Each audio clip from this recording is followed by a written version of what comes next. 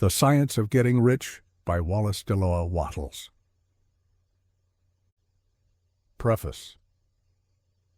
This book is pragmatical, not philosophical, a practical manual, not a treatise upon theories. It is intended for the men and women whose most pressing need is for money, who wish to get rich first and philosophize afterward. It is for those who have, so far, found neither the time, the means, nor the opportunity to go deeply into the study of metaphysics, but who want results and who are willing to take the conclusions of science as a basis for action without going into all the processes by which those conclusions were reached. It is expected that the reader will take the fundamental statements upon faith, just as he would take statements concerning a law of electrical action if they were promulgated by a Marconi or an Edison, and taking the statements upon faith, that he will prove their truth by acting upon them without fear or hesitation. Every man or woman who does this will certainly get rich, for the science herein applied is an exact science, and failure is impossible. For the benefit, however, of those who wish to investigate philosophical theories and so secure a logical basis for faith, I will here cite certain authorities. The monistic theory of the universe, the theory that one is all, and that all is one. That one substance manifests itself as the seeming many elements of the material world, is of Hindu origin, and has been gradually winning its way into the thought of the Western world for 200 years. It is the foundation of all the Oriental philosophies, and of those of Descartes, Spinoza, Leibniz, Schopenhauer, Hegel, and Emerson. The reader who would dig to the philosophical foundations of this is advised to read Hegel and Emerson for himself. In writing this book, I've sacrificed all other considerations to plainness and simplicity of style, so that all might understand. The plan of action laid down herein was deduced from the conclusions of philosophy. It has been thoroughly tested and bears the supreme test of practical experiment. It works. If you wish to know how the conclusions were arrived at, read the writings of the authors mentioned above, and if you wish to reap the fruits of their philosophies in actual practice, read this book and do exactly as it tells you to do. The author. Chapter 1. The Right to be Rich. Whatever may be said in praise of poverty, the fact remains that it is not possible to live a really complete or successful life unless one is rich. No man can rise to his greatest possible height in talent or soul development unless he has plenty of money. For to unfold the soul and to develop talent, he must have many things to use, and he cannot have these things unless he has money to buy them with. A man develops in mind, soul, and body by making use of things, and society is so organized that man must have money in order to become the possessor of things. Therefore, the basis of all advancement for man must be the science of getting rich. The object of all life is development, and everything that lives has an inalienable right to all the development it is capable of attaining. Man's right to life means his right to have the free and unrestricted use of all the things which may be necessary to his fullest mental, spiritual, and physical unfoldment, or in other words, his right to be rich. In this book I shall not speak of riches in a figurative way. To be really rich does not mean to be satisfied or contented with a little. No man ought to be satisfied with a little if he is capable of using and enjoying more. The purpose of nature is the advancement and unfoldment of life, and every man should have all that can contribute to the power, elegance, beauty, and richness of life. To be content with less is sinful. The man who owns all he wants for the living of all the life he is capable of living is rich, and no man who has not plenty of money can have all he wants.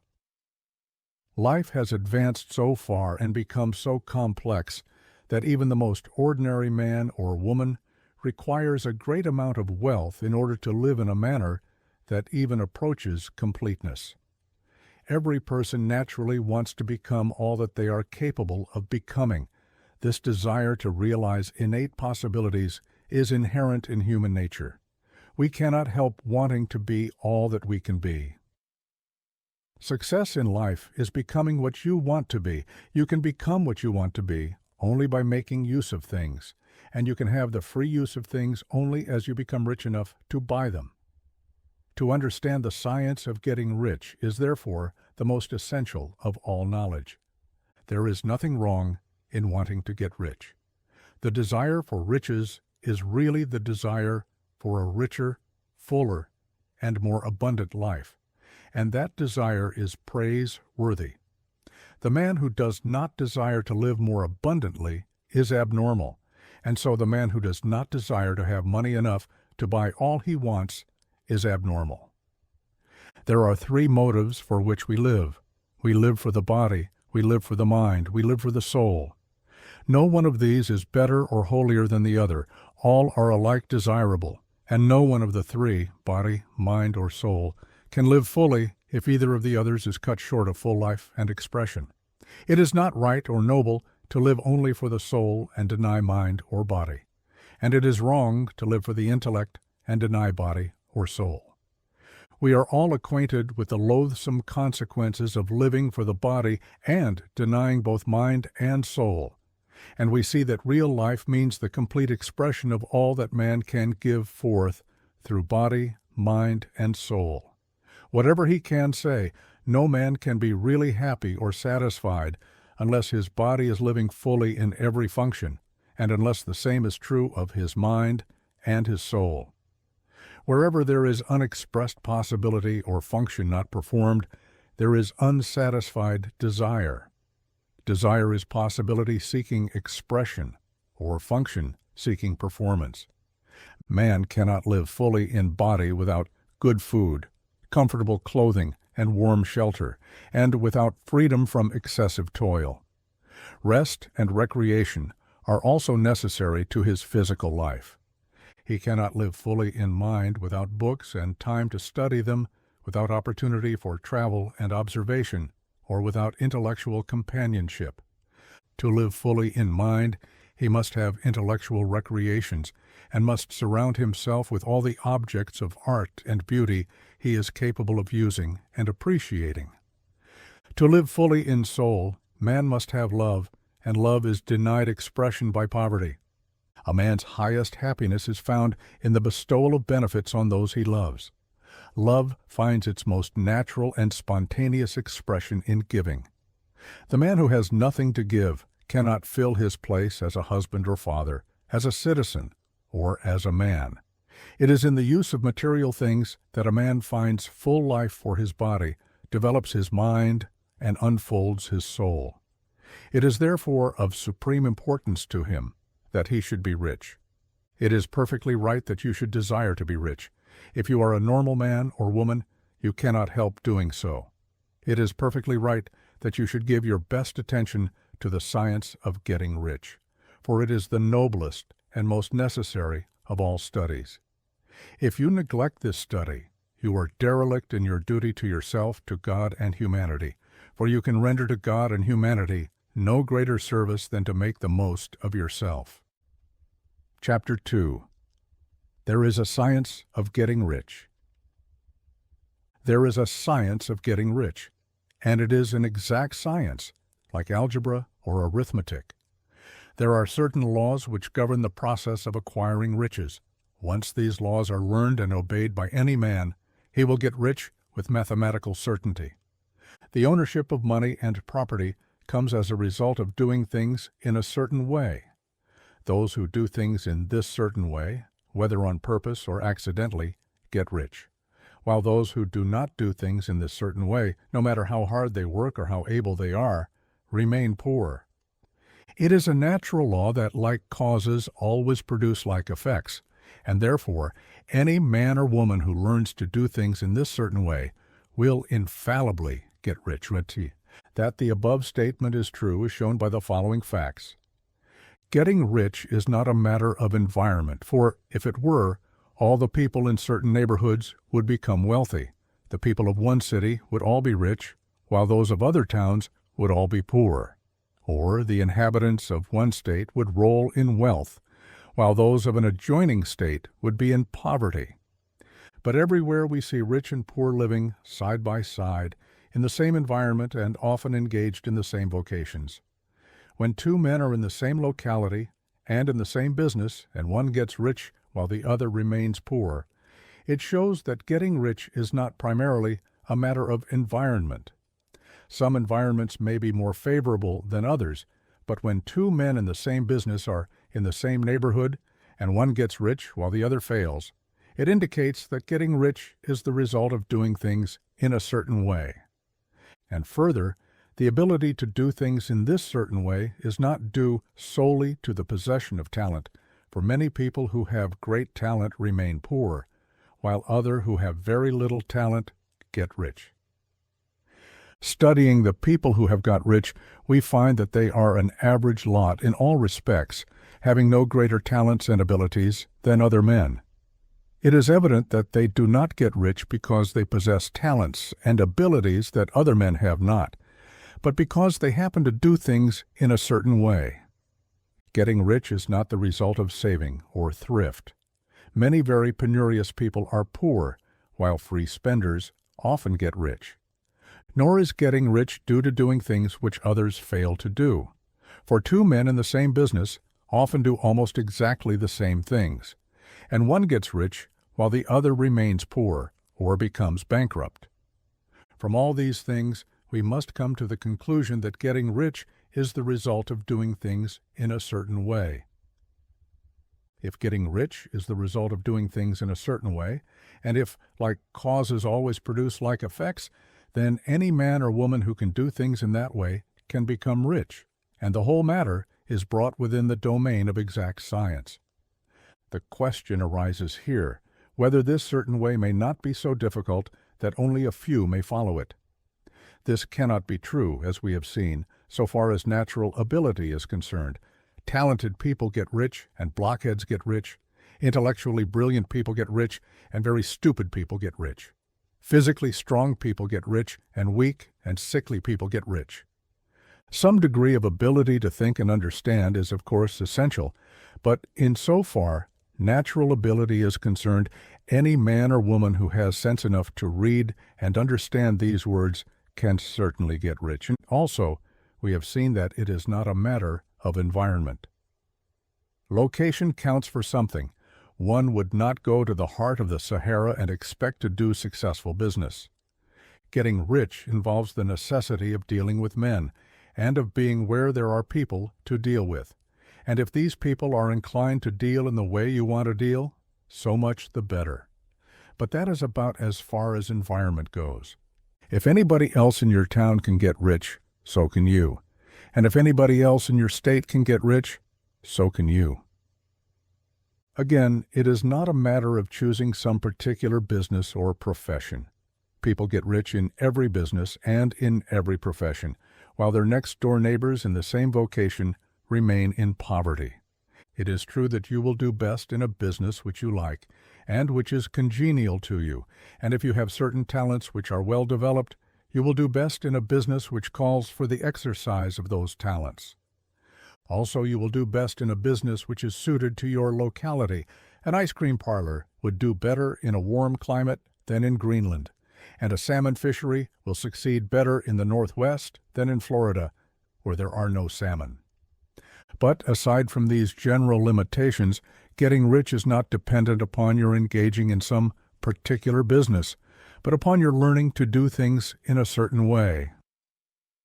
If you are now in business and anybody else in your locality is getting rich in the same business, while you are not getting rich, it is because you are not doing things in the same way that the other person is doing them. No one is prevented from getting rich by lack of capital. True, as you get capital, the increase becomes more easy and rapid, but one who has capital is already rich and does not need to consider how to become so. No matter how poor you may be, if you begin to do things in the certain way, you will begin to get rich, and you will begin to have capital. The getting of capital is a part of the process of getting rich, and it is a part of the result which invariably follows the doing of things in the certain way. You may be the poorest man on the continent and be deeply in debt. You may have neither friends, influence, nor resources, but if you begin to do things in this way, you must infallibly begin to get rich, for like causes must produce like effects. If you have no capital, you can get capital. If you are in the wrong business, you can get into the right business. If you are in the wrong location, you can go to the right location. And you can do so by beginning in your present business and in your present location to do things in the certain way which causes success. Chapter 3. Is Opportunity Monopolized? No man is kept poor because opportunity has been taken away from him, because other people have monopolized the wealth and have put a fence around it. You may be shut off from engaging in business in certain lines, but there are other channels open to you. Probably it would be hard for you to get control of any of the great railroad systems. That field is pretty well monopolized. But the electric railway business is still in its infancy and offers plenty of scope for enterprise. And it will be but a very few years until traffic and transportation through the air will become a great industry, and in all its branches will give employment to hundreds of thousands and perhaps to millions of people. Why not turn your attention to the development of aerial transportation instead of competing with J.J. Hill and others for a chance in the steam railway world? It is quite true that if you are a workman in the employ of the Steel Trust, you have very little chance of becoming the owner of the plant in which you work. But it is also true that if you will commence to act in a certain way, you can soon leave the employ of the Steel Trust. You can buy a farm of from 10 to 40 acres and engage in business as a producer of foodstuffs. There is great opportunity at this time for men who will live upon small tracts of land and cultivate the same intensively. Such men will certainly get rich. You may say that it is impossible for you to get the land, but I am going to prove to you that it is not impossible, and that you can certainly get a farm if you will go to work in a certain way. At different periods, the tide of opportunity sets in different directions according to the needs of the whole and the particular stage of social evolution which has been reached. At present, in America, it is setting toward agriculture and the allied industries and professions. Today, opportunity is open before the factory worker in his line. It is open before the businessman who supplies the farmer more than before the one who supplies the factory worker, and before the professional man who waits upon the farmer more than before the one who serves the working class. There is abundance of opportunity for the man who will go with the tide instead of trying to swim against it. So the factory workers, either as individuals or as a class, are not deprived of opportunity. The workers are not being kept down by their masters. They are not being ground by the trusts and combinations of capital. As a class, they are where they are because they do not do things in a certain way. If the workers of America chose to do so, they could follow the example of their brothers in Belgium and other countries, and establish great department stores and cooperative industries. They could elect men of their own class to office and pass laws favoring the development of such cooperative industries. And in a few years, they could take peaceable possession of the industrial field. The working class may become the master class whenever they will begin to do things in a certain way. The law of wealth is the same for them as it is for all others. This they must learn, and they will remain where they are as long as they continue to do as they do. The individual worker, however, is not held down by the ignorance or the mental slothfulness of his class. He can follow the tide of opportunity to riches, and this book will tell him how. No one is kept in poverty by a shortness in the supply of riches. There is more than enough for all. A palace as large as the Capitol at Washington might be built for every family on earth from the building material in the United States alone, and under intensive cultivation, this country would produce wool, cotton, linen, and silk enough to clothe each person in the world finer than Solomon was arrayed in all his glory, together with food, enough to feed them all luxuriously. The visible supply is practically inexhaustible, and the invisible supply really is inexhaustible. Everything you see on earth is made from one original substance, out of which all things proceed. New forms are constantly being made, and older ones are dissolving. But all are shapes assumed by one thing. There is no limit to the supply of formless stuff or original substance. The universe is made out of it, but it was not all used in making the universe. The spaces in, through, and between the forms of the visible universe are permeated and filled with the original substance, with the formless stuff, with the raw material of all things. 10,000 times as much as has been made might still be made, and even then we should not have exhausted the supply of universal raw material. No man, therefore, is poor because nature is poor, or because there is not enough to go around. Nature is an inexhaustible storehouse of riches. The supply will never run short. Original substance is alive with creative energy and is constantly producing more forms. When the supply of building material is exhausted, more will be produced. When the soil is exhausted, so that foodstuffs and materials for clothing will no longer grow upon it, it will be renewed, or more soil will be made. When all the gold and silver has been dug from the earth, if man is still in such a stage of social development that he needs gold and silver, more will be produced from the formless. The formless stuff responds to the needs of man. It will not let him be without any good thing. This is true of man collectively. The race as a whole is always abundantly rich, and if individuals are poor, it is because they do not follow the certain way of doing things which makes the individual man rich. The formless stuff is intelligent. It is stuff which thinks. It is alive, and is always impelled toward more life. It is the natural and inherent impulse of life to seek to live more. It is the nature of intelligence to enlarge itself, and of consciousness to seek to extend its boundaries and find fuller expression. The universe of forms has been made by formless living substance, throwing itself into form in order to express itself more fully. The universe is a great living presence, always moving inherently toward more life and fuller functioning. Nature is formed for the advancement of life. Its impelling motive is the increase of life. For this cause, everything which can possibly minister to life is bountifully provided. There can be no lack unless God is to contradict himself and nullify his own works. You are not kept poor by lack in the supply of riches. It is a fact which I shall demonstrate a little farther on, that even the resources of the formless supply are at the command of the man or woman will act and think in a certain way. Chapter 4. The First Principle in the Science of Getting Rich. Thought is the only power which can produce tangible riches from the formless substance. The stuff from which all things are made is a substance which thinks, and a thought of form in this substance produces the form. Original substance moves according to its thoughts. Every form and process you see in nature is the visible expression of a thought in original substance. As the formless stuff thinks of a form, it takes that form. As it thinks of a motion, it makes that motion. That is the way all things were created. We live in a thought world which is part of a thought universe.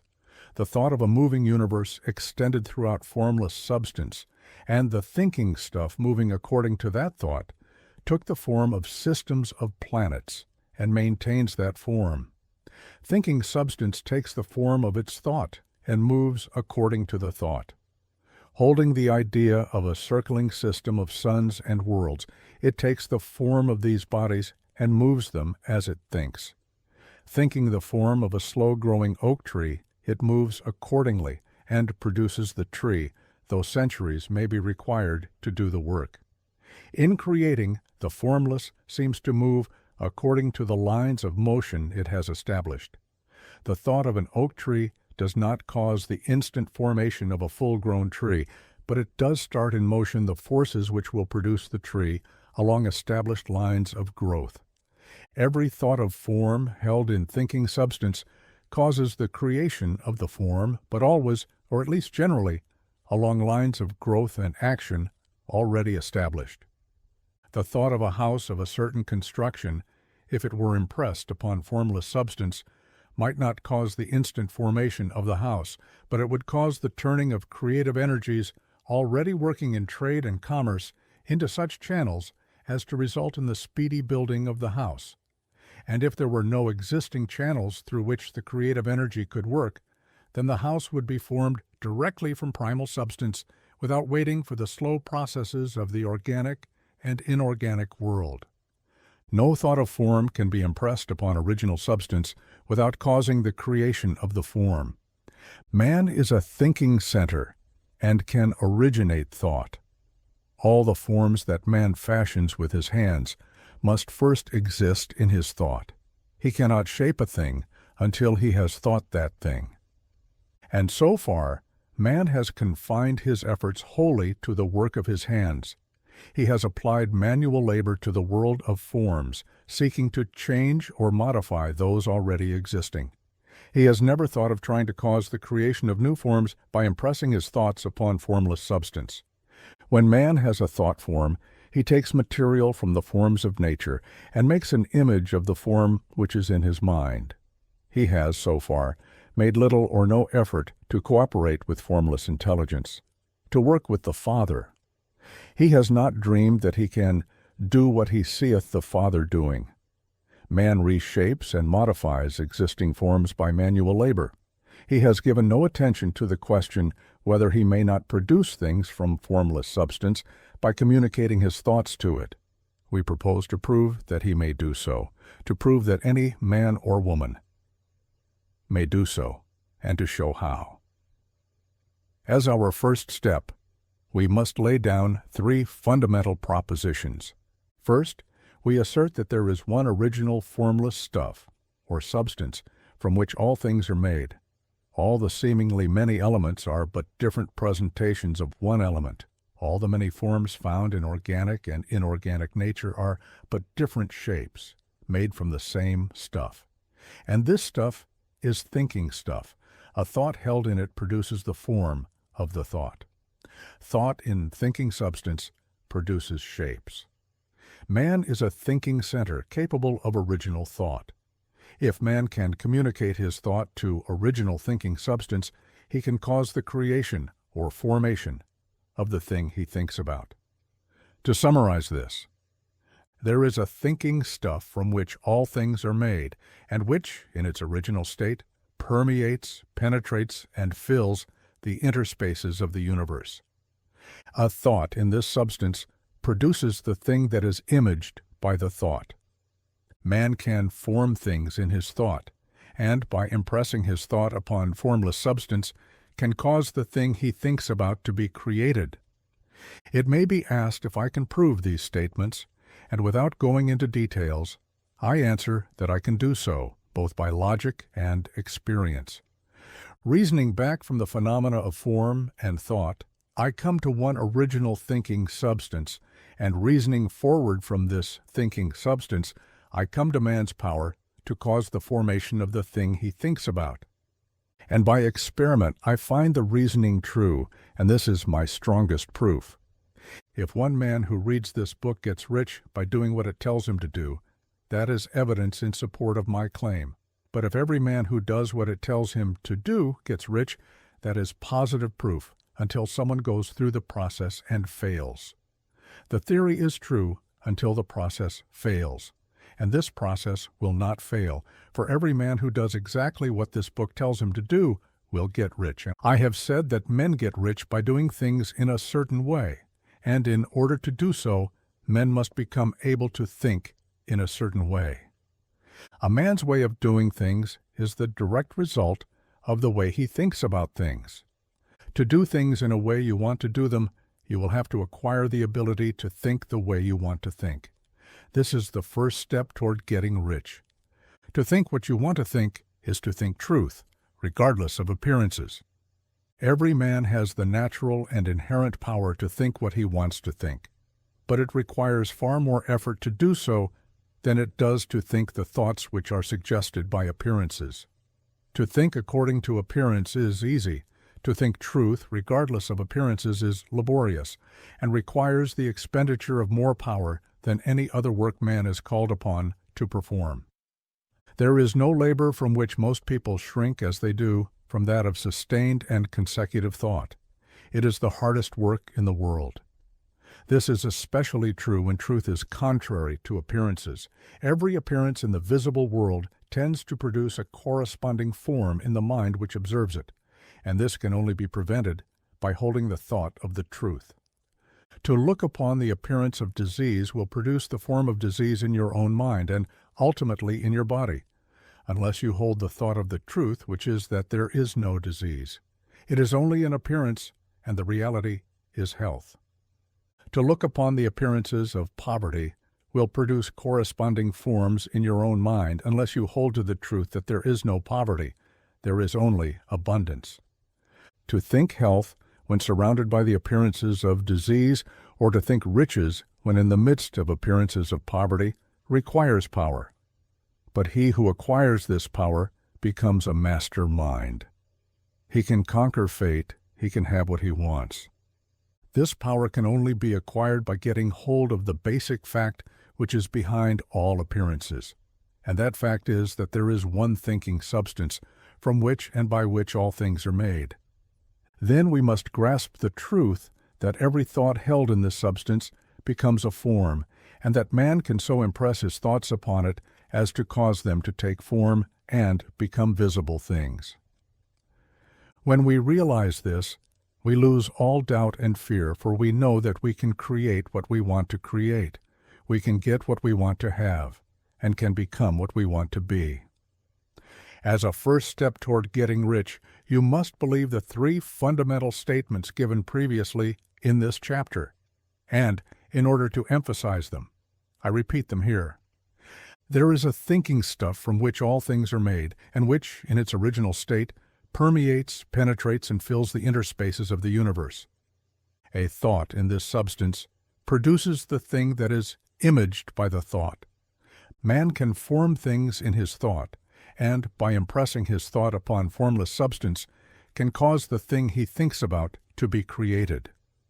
You must lay aside all other concepts of the universe than this monistic one, and you must dwell upon this until it is fixed in your mind and has become your habitual thought. Read these creed statements over and over again. Fix every word upon your memory and meditate upon them until you firmly believe what they say. If a doubt comes to you, cast it aside as a sin. Do not listen to arguments against this idea. Do not go to churches or lectures where a contrary concept of things is taught or preached. Do not read magazines or books which teach a different idea. If you get mixed up in your faith, all your efforts will be in vain. Do not ask why these things are true, nor speculate as to how they can be true. Simply take them on trust. The science of getting rich begins with the absolute acceptance of this faith. Chapter 5. The first principle in the science of getting rich. Thought is the only power which can produce tangible riches from the formless substance. The stuff from which all things are made is a substance which thinks, and a thought of form in this substance produces the form. Original substance moves according to its thoughts. Every form and process you see in nature is the visible expression of a thought in original substance.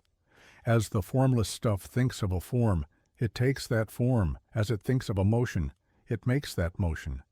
That is the way all things were created. We live in a thought world which is part of a thought universe. The thought of a moving universe, extended throughout formless substance, and the thinking stuff moving according to that thought, took the form of systems of planets and maintains that form. Thinking substance takes the form of its thought and moves according to the thought. Holding the idea of a circling system of suns and worlds, it takes the form of these bodies and moves them as it thinks. Thinking the form of a slow-growing oak tree, it moves accordingly and produces the tree, though centuries may be required to do the work. In creating, the formless seems to move according to the lines of motion it has established. The thought of an oak tree does not cause the instant formation of a full-grown tree, but it does start in motion the forces which will produce the tree along established lines of growth. Every thought of form held in thinking substance causes the creation of the form, but always, or at least generally, along lines of growth and action already established. The thought of a house of a certain construction, if it were impressed upon formless substance, might not cause the instant formation of the house, but it would cause the turning of creative energies already working in trade and commerce into such channels as to result in the speedy building of the house. And if there were no existing channels through which the creative energy could work, then the house would be formed directly from primal substance, without waiting for the slow processes of the organic and inorganic world. No thought of form can be impressed upon original substance without causing the creation of the form. Man is a thinking center and can originate thought. All the forms that man fashions with his hands must first exist in his thought. He cannot shape a thing until he has thought that thing. And so far, man has confined his efforts wholly to the work of his hands. He has applied manual labor to the world of forms, seeking to change or modify those already existing. He has never thought of trying to cause the creation of new forms by impressing his thoughts upon formless substance. When man has a thought form, he takes material from the forms of nature and makes an image of the form which is in his mind. He has, so far, made little or no effort to cooperate with formless intelligence, to work with the Father. He has not dreamed that he can do what he seeth the Father doing. Man reshapes and modifies existing forms by manual labor. He has given no attention to the question whether he may not produce things from formless substance by communicating his thoughts to it. We propose to prove that he may do so, to prove that any man or woman may do so, and to show how. As our first step, we must lay down 3 fundamental propositions. First, we assert that there is one original formless stuff, or substance, from which all things are made. All the seemingly many elements are but different presentations of one element. All the many forms found in organic and inorganic nature are but different shapes, made from the same stuff. And this stuff is thinking stuff. A thought held in it produces the form of the thought. Thought in thinking substance produces shapes. Man is a thinking center, capable of original thought. If man can communicate his thought to original thinking substance, he can cause the creation, or formation, of the thing he thinks about. To summarize this, there is a thinking stuff from which all things are made, and which, in its original state, permeates, penetrates, and fills the interspaces of the universe. A thought in this substance produces the thing that is imaged by the thought. Man can form things in his thought, and, by impressing his thought upon formless substance, can cause the thing he thinks about to be created.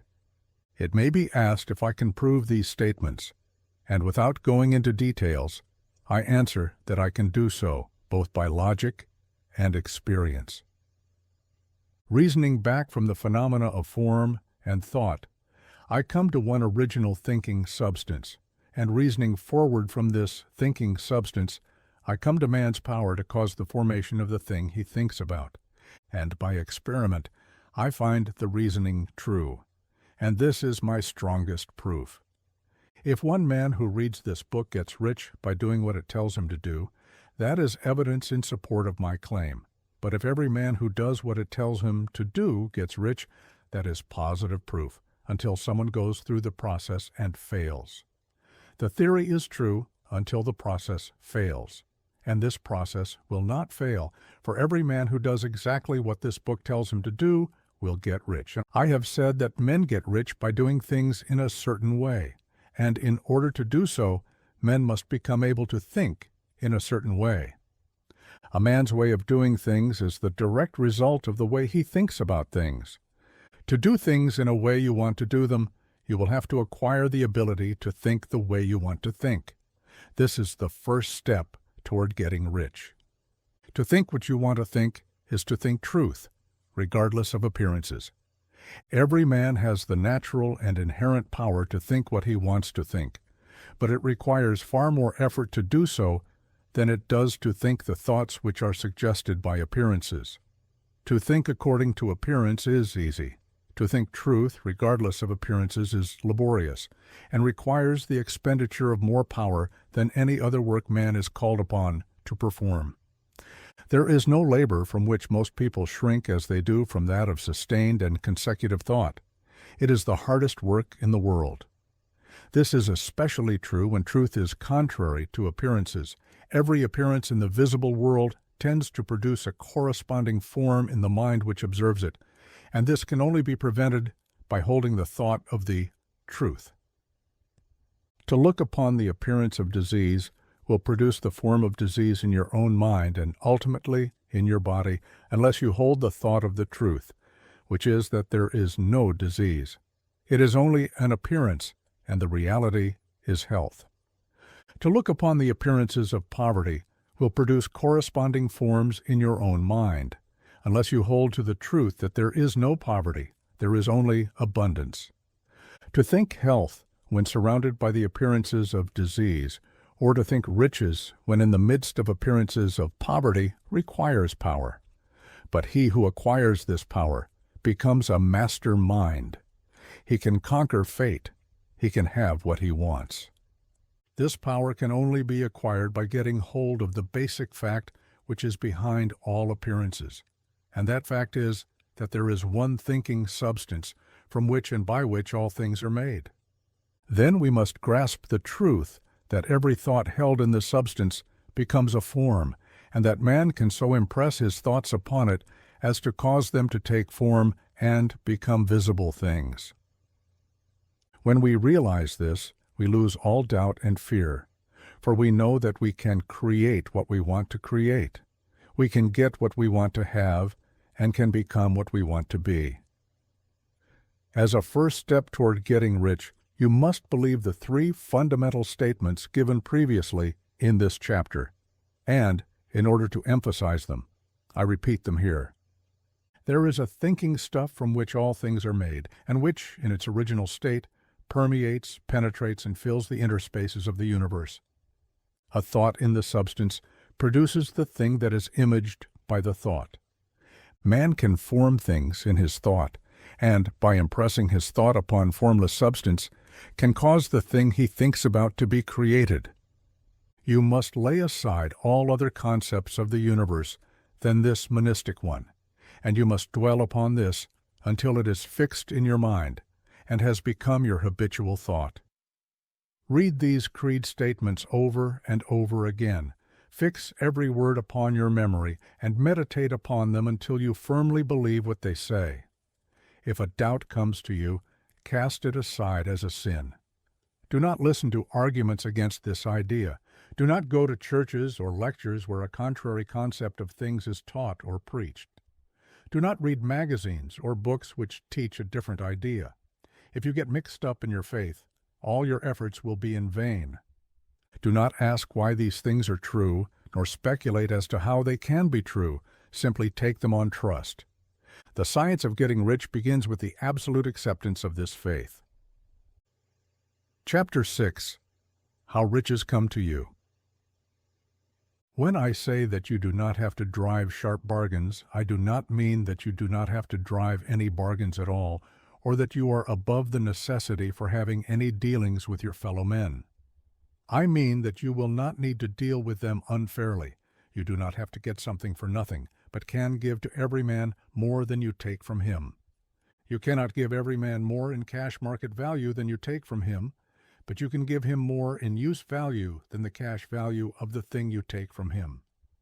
The paper, ink, and other material in this book may not be worth the money you pay for it, but if the ideas suggested by it bring you thousands of dollars, you have not been wronged by those who sold it to you. They have given you a great use value for a small cash value. Let us suppose that I own a picture by one of the great artists, which, in any civilized community, is worth thousands of dollars. I take it to Baffin Ray, and by salesmanship, induce an Eskimo to give a bundle of furs worth $500 for it. I have really wronged him, for he has no use for the picture. It has no use value to him. It will not add to his life. But suppose I give him a gun worth $50 for his furs, then he has made a good bargain. He has use for the gun. It will get him many more furs and much food. It will add to his life in every way. It will make him rich. When you rise from the competitive to the creative plane, you can scan your business transactions very strictly. And if you are selling any man anything which does not add more to his life than the thing he give you in exchange, you can afford to stop it. You do not have to beat anybody in business. And if you are in a business which does beat people, get out of it at once. Give every man more in-use value than you take from him in cash value. Then you are adding to the life of the world by every business transaction. If you have people working for you, you must take from them more in cash value than you pay them in wages. But you can so organize your business that it will be filled with the principle of advancement, and so that each employee who wishes to do so may advance a little every day. You can make your business do for your employees what this book is doing for you. You can so conduct your business that it will be a sort of ladder by which every employee who will take the trouble may climb to riches himself, and given the opportunity, if he will not do so, it is not your fault. And finally, because you are to cause the creation of your riches from formless substance, which permeates all your environment, it does not follow that they are to take shape from the atmosphere and come into being before your eyes. And if you want a sewing machine, for instance, I do not mean to tell you that you are to impress the thought of a sewing machine on thinking substance until the machine is formed without hands in the room where you sit or elsewhere. But if you want a sewing machine, hold the mental image of it with the most positive certainty that it is being made, or is on its way to you. After once forming the thought, have the most absolute and unquestioning faith that the sewing machine is coming. Never think of it or speak of it in any other way than as being sure to arrive. Claim it as already yours. It will be brought to you by the power of the Supreme Intelligence, acting upon the minds of men. If you live in Maine, it may be that a man will be brought from Texas or Japan to engage in some transaction, which will result in your getting what you want. If so, the whole matter will be as much to that man's advantage as it is to yours.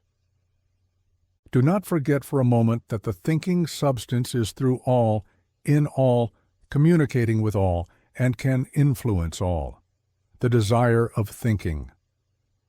Substance for fuller life and better living has caused the creation of all the sewing machines already made, and it can cause the creation of millions more, and will, whenever men set it in motion by desire and faith, and by acting in a certain way. You can certainly have a sewing machine in your house, and it is just as certain that you can have any other thing or things which you want, and which you will use for the advancement of your own life and the lives of others. You need not hesitate about asking largely.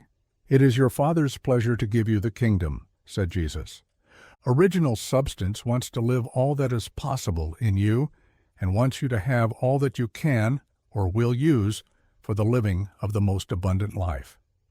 If you fix upon your consciousness the fact that the desire you feel for the possession of riches is one with the desire of omnipotence for more complete expression, your faith becomes invincible. Once I saw a little boy sitting at a piano and vainly trying to bring harmony out of the keys, and I saw that he was grieved and provoked by his inability to play real music. I asked him the cause of his vexation, and he answered, "I can feel the music in me, but I can't make my hands go right." The music in him was the urge of original substance, containing all the possibilities of all life.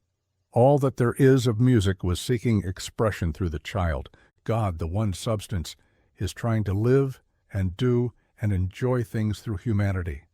He is saying, I want hands to build wonderful structures, to play divine harmonies, to paint glorious pictures. I want feet to run my errands, eyes to see my beauties, tongues to tell mighty truths, and to sing marvelous songs, and so on. All that there is of possibility is seeking expression through men. God wants those who can play music to have pianos and every other instrument, and to have the means to cultivate their talents to the fullest extent. He wants those who can appreciate beauty to be able to surround themselves with beautiful things. He wants those who can discern truth to have every opportunity to travel and observe. He wants those who can appreciate dress to be beautifully clothed, and those who can appreciate good food to be luxuriously fed.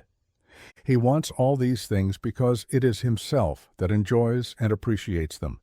It is God who wants to play and sing and enjoy beauty and proclaim truth and wear fine clothes and eat good foods. It is God that worketh in you to will and to do, said Paul. The desire you feel for riches is the infinite, seeking to express Himself in you, as He sought to find expression in the little boy at the piano. So you need not hesitate to ask largely. Your part is to focalize and express the desire to God. This is a difficult point with most people. They retain something of the old idea that poverty and self-sacrifice are pleasing to God. They look upon poverty as a part of the plan, a necessity of nature. They have the idea that God has finished His work and made all that He can make, and that the majority of men must stay poor because there is not enough to go around. They hold to so much of this erroneous thought that they feel ashamed to ask for wealth. They try not to want more than a very modest competence, just enough to make them fairly comfortable. I recall now the case of one student who was told that he must get in mind a clear picture of the things he desired, so that the creative thought of them might be impressed on formless substance. He was a very poor man, living in a rented house and having only what he earned from day to day, and he could not grasp the fact that all wealth was his.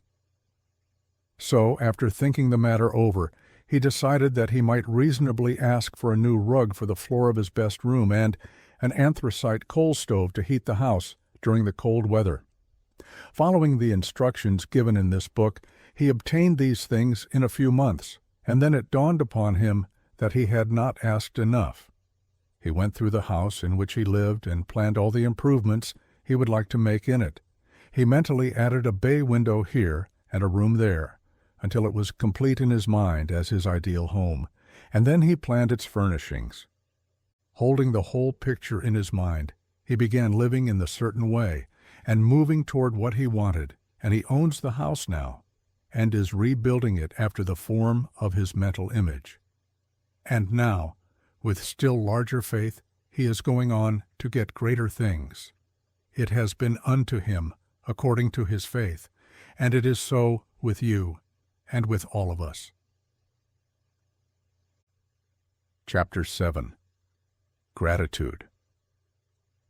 The illustrations given in the last chapter will have conveyed to the reader the fact that the first step toward getting rich is to convey the idea of your wants to the formless substance. This is true, and you will see that in order to do so, it becomes necessary to relate yourself to the formless intelligence in a harmonious way. To secure this harmonious relation is a matter of such primary and vital importance that I shall give some space to its discussion here, and give you instructions which, if you will follow them, will be certain to bring you into perfect unity of mind with God. The whole process of mental adjustment and atonement can be summed up in one word: gratitude. First, you believe that there is one intelligent substance from which all things proceed. Second, you believe that this substance gives you everything you desire.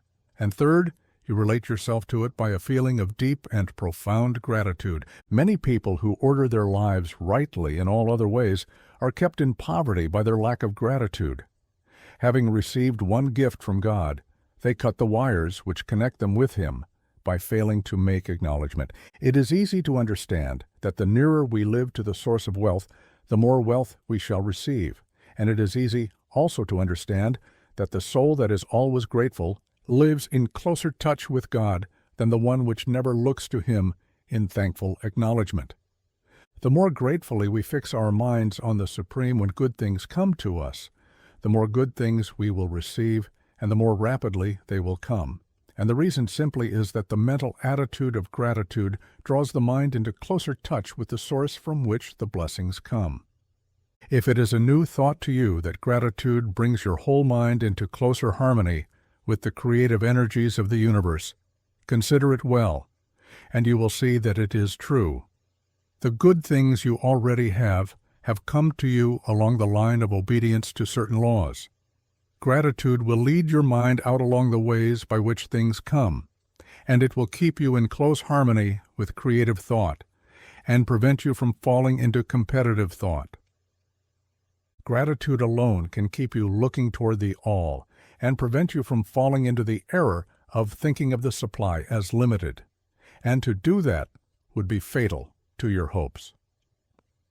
There is a law of gratitude, and it is absolutely necessary that you should observe the law if you are to get the results you seek.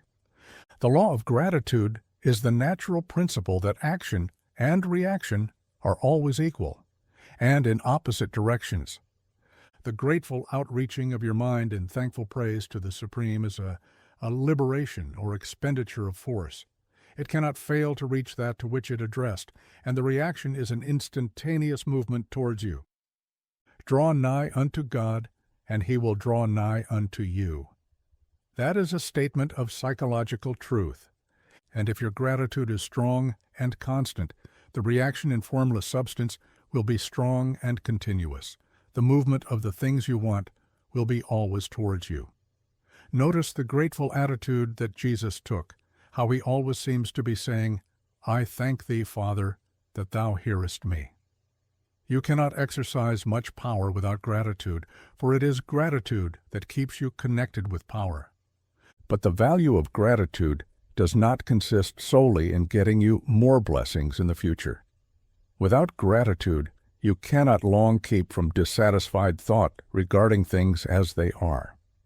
The moment you permit your mind to dwell with dissatisfaction upon things as they are, you begin to lose ground. You fix attention upon the common, the ordinary, the poor, and the squalid and mean. And your mind takes the form of these things. Then you will transmit these forms or mental images to the formless, and the common, the poor, the squalid, and mean will come to you. To permit your mind to dwell upon the inferior is to become inferior and to surround yourself with inferior things. On the other hand, to fix your attention on the best is to surround yourself with the best and to become the best. The creative power within us makes us into the image of that to which we give our attention. We are thinking substance, and thinking substance always takes the form of that which it thinks about. The grateful mind is constantly fixed upon the best. Therefore, it tends to become the best. It takes the form or character of the best and will receive the best. Also, faith is born of gratitude. The grateful mind continually expects good things, and expectation becomes faith. The reaction of gratitude upon one's own mind produces faith, and every outgoing wave of grateful thanksgiving increases faith. He who has no feeling of gratitude cannot long retain a living faith, and without a living faith you cannot get rich by the creative method, as we shall see in the following chapters. It is necessary, then, to cultivate the habit of being grateful for every good thing that comes to you, and to give thanks continuously. And because all things have contributed to your advancement, you should include all things in your gratitude. Do not waste time thinking or talking about the shortcomings or wrong actions of plutocrats or trust magnates.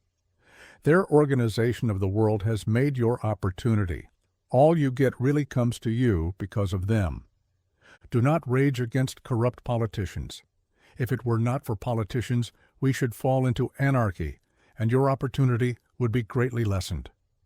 God has worked a long time and very patiently to bring us up to where we are in industry and government, and He is going right on with His work. There is not the least doubt that He will do away with plutocrats, trust magnates, captains of industry, and politicians as soon as they can be spared. But in the meantime, behold, they are all very good. Remember that they are all helping to arrange the lines of transmission, along which your riches will come to you, and be grateful to them all. This will bring you into harmonious relations with the good in everything, and the good in everything will move toward you. Chapter 8. Thinking in the Certain Way. Turn back to Chapter 6 and read again the story of the man who formed a mental image of his house, and you will get a fair idea of the initial step toward getting rich. You must form a clear and definite mental picture of what you want. You cannot transmit an idea unless you have it yourself. You must have it before you can give it. And many people fail to impress thinking substance because they have themselves only a vague and misty concept of the things they want to do, to have, or to become. It is not enough that you should have a general desire for wealth to do good with. Everybody has that desire. It is not enough that you should have a wish to travel, see things, live more, etc. Everybody has those desires also. If you were going to send a wireless message to a friend, you would not send the letters of the alphabet in their order and let him construct the message for himself. Nor would you take words at random from the dictionary. You would send a coherent sentence, one which meant something. When you try to impress your wants upon substance, remember that it must be done by a coherent statement. You must know what you want and be definite. You can never get rich or start the creative power into action by sending out unformed longings and vague desires. Go over your desires just as the man I have described went over his house. See just what you want, and get a clear mental picture of it as you wish it to look when you get it. That clear mental picture you must have continually in mind, as the sailor has in mind the port toward which he is sailing the ship. You must keep your face toward it all the time. You must no more lose sight of it than the steersman loses sight of the compass. It is not necessary to take exercises in concentration, nor to set apart special times for prayer and affirmation, nor to go into the silence, nor to do occult stunts of any kind.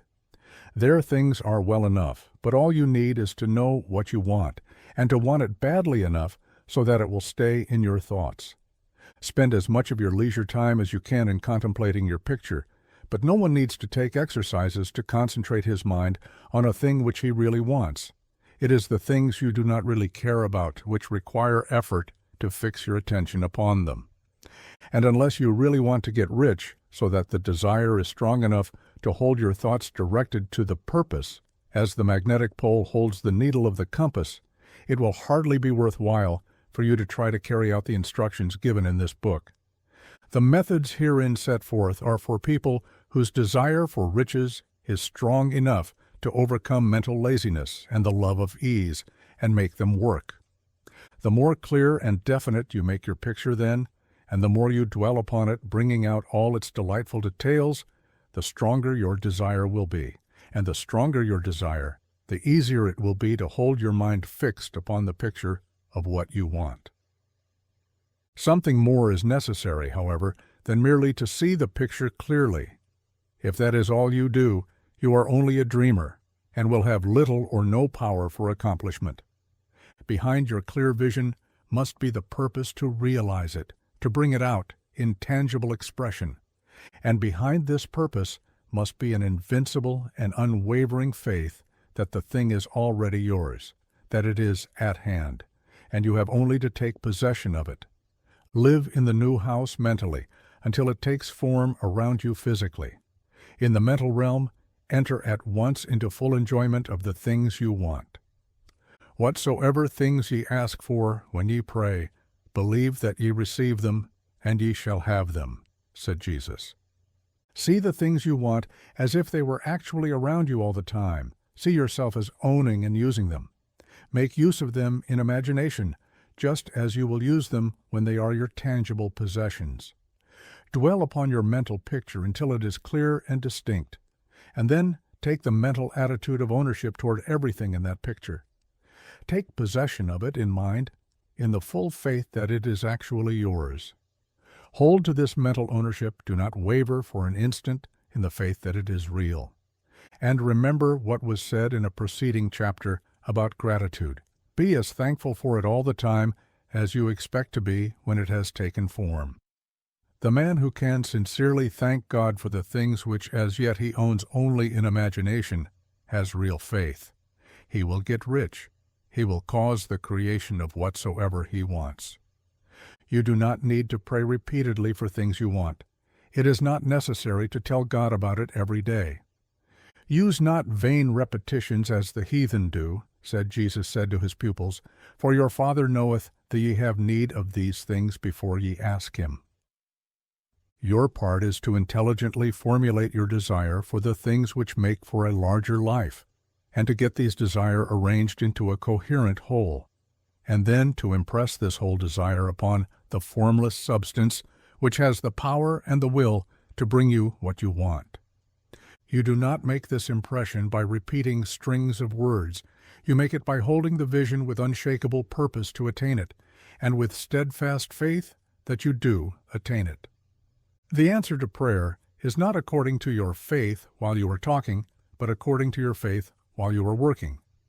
You cannot impress the mind of God by having a special Sabbath day set apart to tell him what you want, and the forgetting him during the rest of the week. You cannot impress him by having special hours to go into your closet and pray, if you then dismiss the matter from your mind until the hour of prayer comes again. Oral prayer is well enough and has its effect, especially upon yourself, in clarifying your vision and strengthening your faith.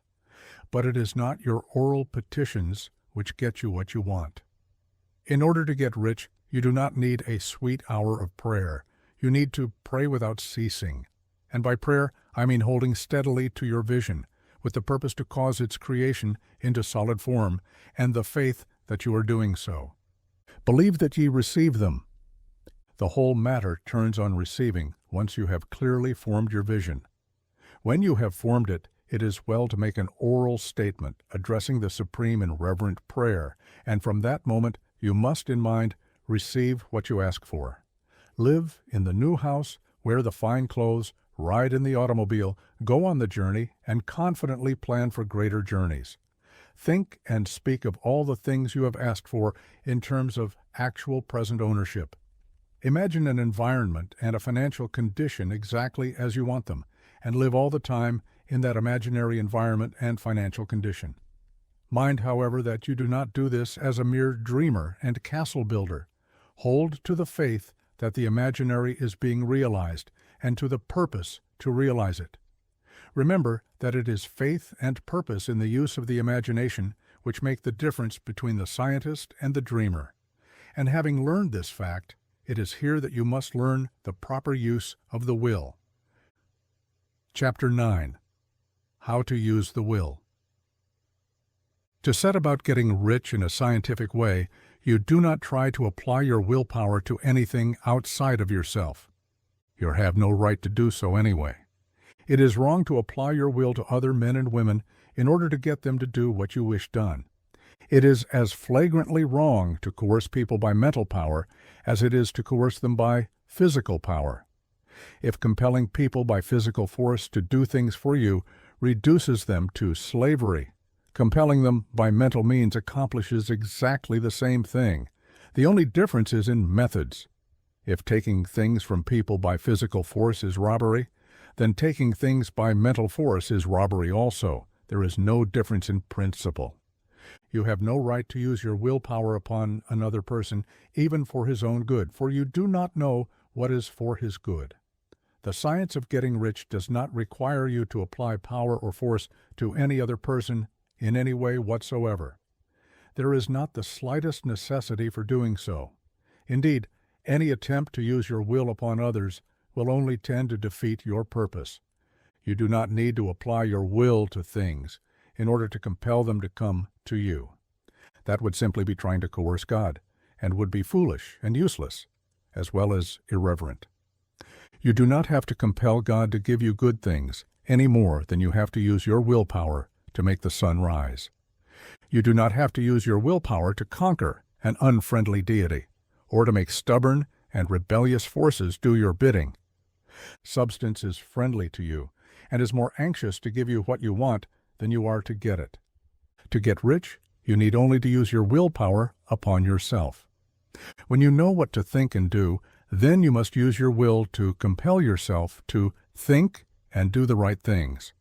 That is the legitimate use of the will in getting what you want, to use it in holding yourself to the right course.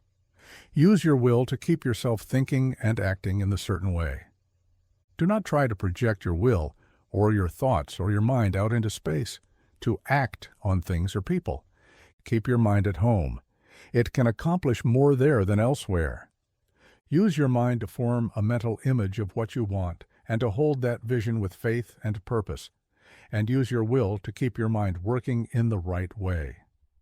The more steady and continuous your faith and purpose, the more rapidly you will get rich, because you will make only positive impressions upon substance, and you will not neutralize or offset them by negative impressions. The picture of your desires, held with faith and purpose, is taken up by the formless and permeates it to great distances throughout the universe, for all I know.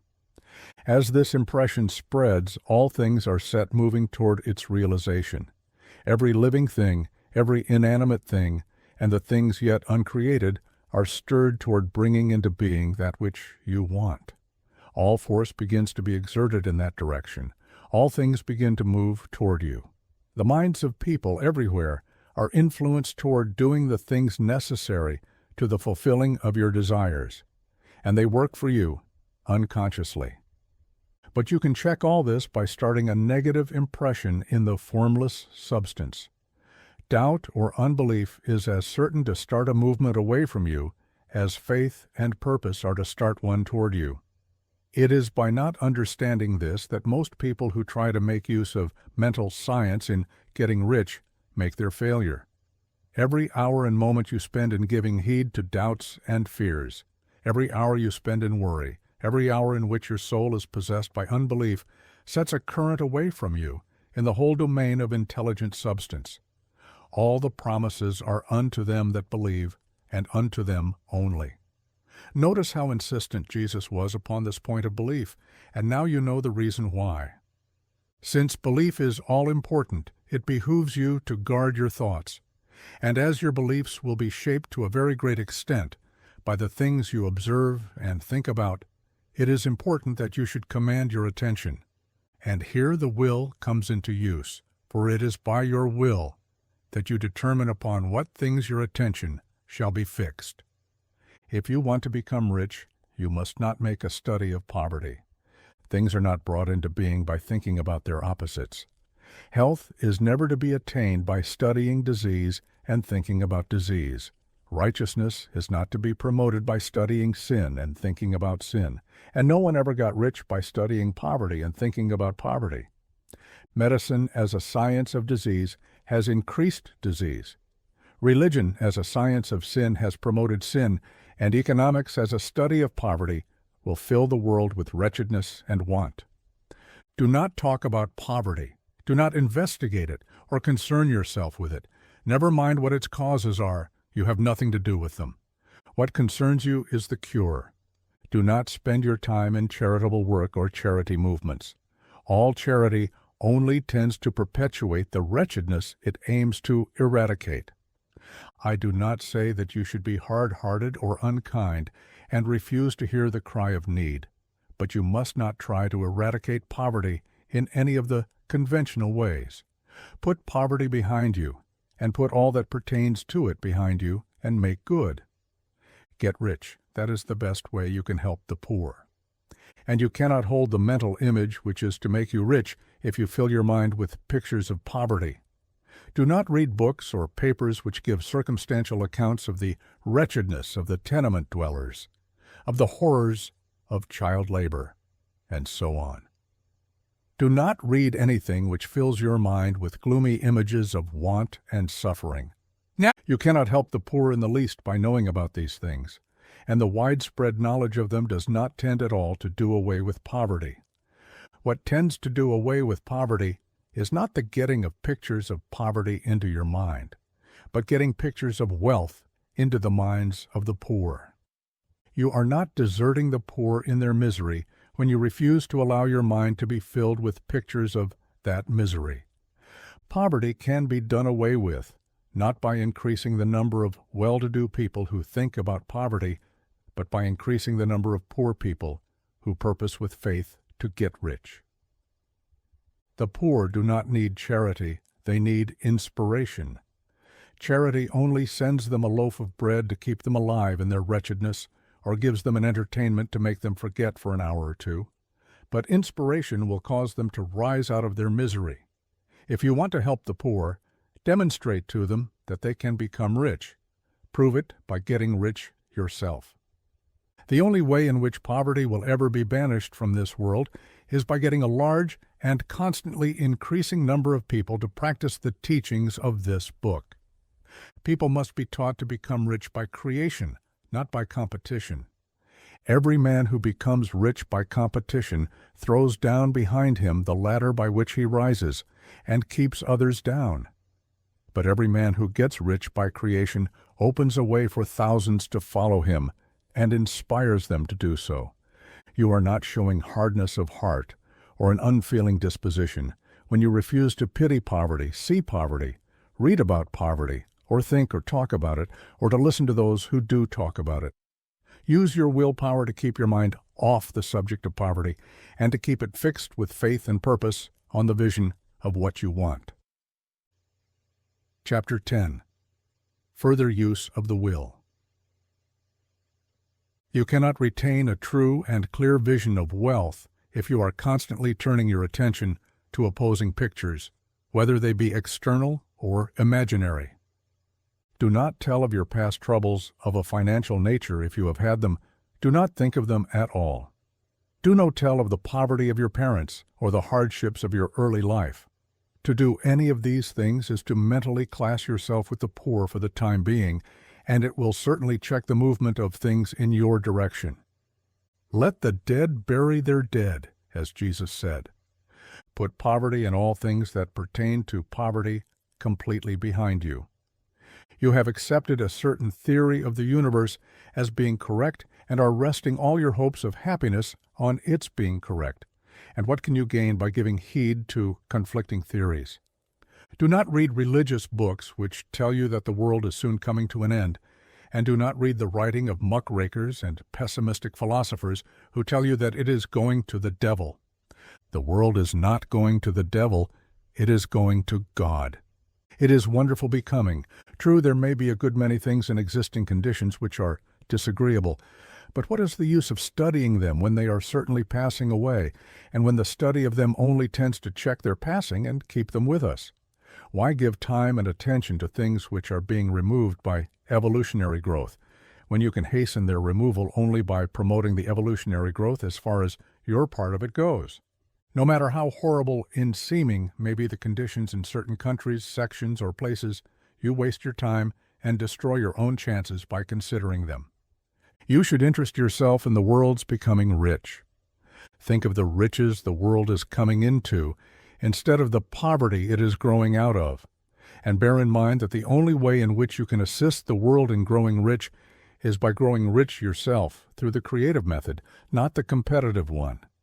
Give your attention wholly to riches, ignore poverty. Whenever you think or speak of those who are poor, think and speak of them as those who are becoming rich, as those who are to be congratulated rather than pitied. Then they and others will catch the inspiration and begin to search for the way out. Because I say that you are to give your whole time and mind and thought to riches, it does not follow that you are to be sordid or mean. To become really rich is the noblest aim you can have in life, for it includes everything else. On the competitive plane, the struggle to get rich is a godless scramble for power over other men. But when we come into the creative mind, all this is changed.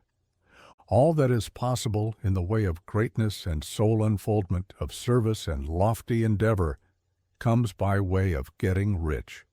All is made possible by the use of things. If you lack for physical health, you will find that the attainment of it is conditional on your getting rich. Only those who are emancipated from financial worry and who have the means to live a carefree existence and follow hygienic practices can have and retain health. Moral and spiritual greatness is possible only to those who are above the competitive battle for existence, and only those who are becoming rich on the plane of creative thought are free from the degrading influences of competition. If your heart is set on domestic happiness, remember that love flourishes best where there is refinement, a high level of thought, and freedom from corrupting influences. And these are to be found only where riches are attained by the exercise of creative thought, without strife or rivalry. You can aim at nothing so great or noble, I repeat, as to become rich, and you must fix your attention upon your mental picture of riches, to the exclusion of all that may tend to dim or obscure the vision. You must learn to see the underlying truth in all things. You must see beneath all seemingly wrong conditions the great one life, ever moving forward toward fuller expression and more complete happiness. It is the truth that there is no such thing as poverty, that there is only wealth. Some people remain in poverty because they are ignorant of the fact that there is wealth for them, and these can best be taught by showing them the way to affluence in your own person and practice. Others are poor because, while they feel that there is a way out, they are too intellectually indolent to put forth the mental effort necessary to find that way and by travel it. And for these, the very best thing you can do is to arouse their desire by showing them the happiness that comes from being rightly rich. Others still are poor because, while they have some notion of science, they have become so swamped and lost in the maze of metaphysical and occult theories that they do not know which road to take. They try a mixture of many systems and fail in all. For these, again, the very best thing to do is to show the right way in your own person and practice. An ounce of doing things is worth a pound of theorizing. The very best thing you can do for the whole world is to make the most of yourself. You can serve God and man in no more effective way than by getting rich. That is, if you get rich by the creative method and not by the competitive one. Another thing, we assert that this book gives in detail the principles of the science of getting rich. And if that is true, you do not need to read any other book upon the subject. This may sound narrow and egotistical, but consider, there is no more scientific method of computation in mathematics than by addition, subtraction, multiplication, and division. No other method is possible. There can be but one shortest distance between 2 points. There is only one way to think scientifically, and that is to think in the way that leads by the most direct and simple route to the goal. No man has yet formulated a briefer or less complex system than the one set forth herein. It has been stripped of all non-essentials. When you commence on this, lay all others aside. Put them out of your mind altogether. Read this book every day. Keep it with you. Commit it to memory, and do not think about other systems and theories. If you do, you will begin to have doubts and to be uncertain and wavering in your thought, and then you will begin to make failures. After you have made good and to become rich, you may study other systems as much as you please, but until you are quite sure that you have gained what you want, do not read anything on this line but this book, unless it be the authors mentioned in the preface, and read only the most optimistic comments on the world's news, those in harmony with your picture. Also, postpone your investigations into the occult. Do not dabble in theosophy, spiritualism, or kindred studies. It is very likely that the dead still live and are near, but if they are, let them alone. Mind your own business. Wherever the spirits of the dead may be, they have their own work to do and their own problems to solve, and we have no right to interfere with them. We cannot help them, and it is very doubtful whether they can help us or whether we have any right to trespass upon their time if they can.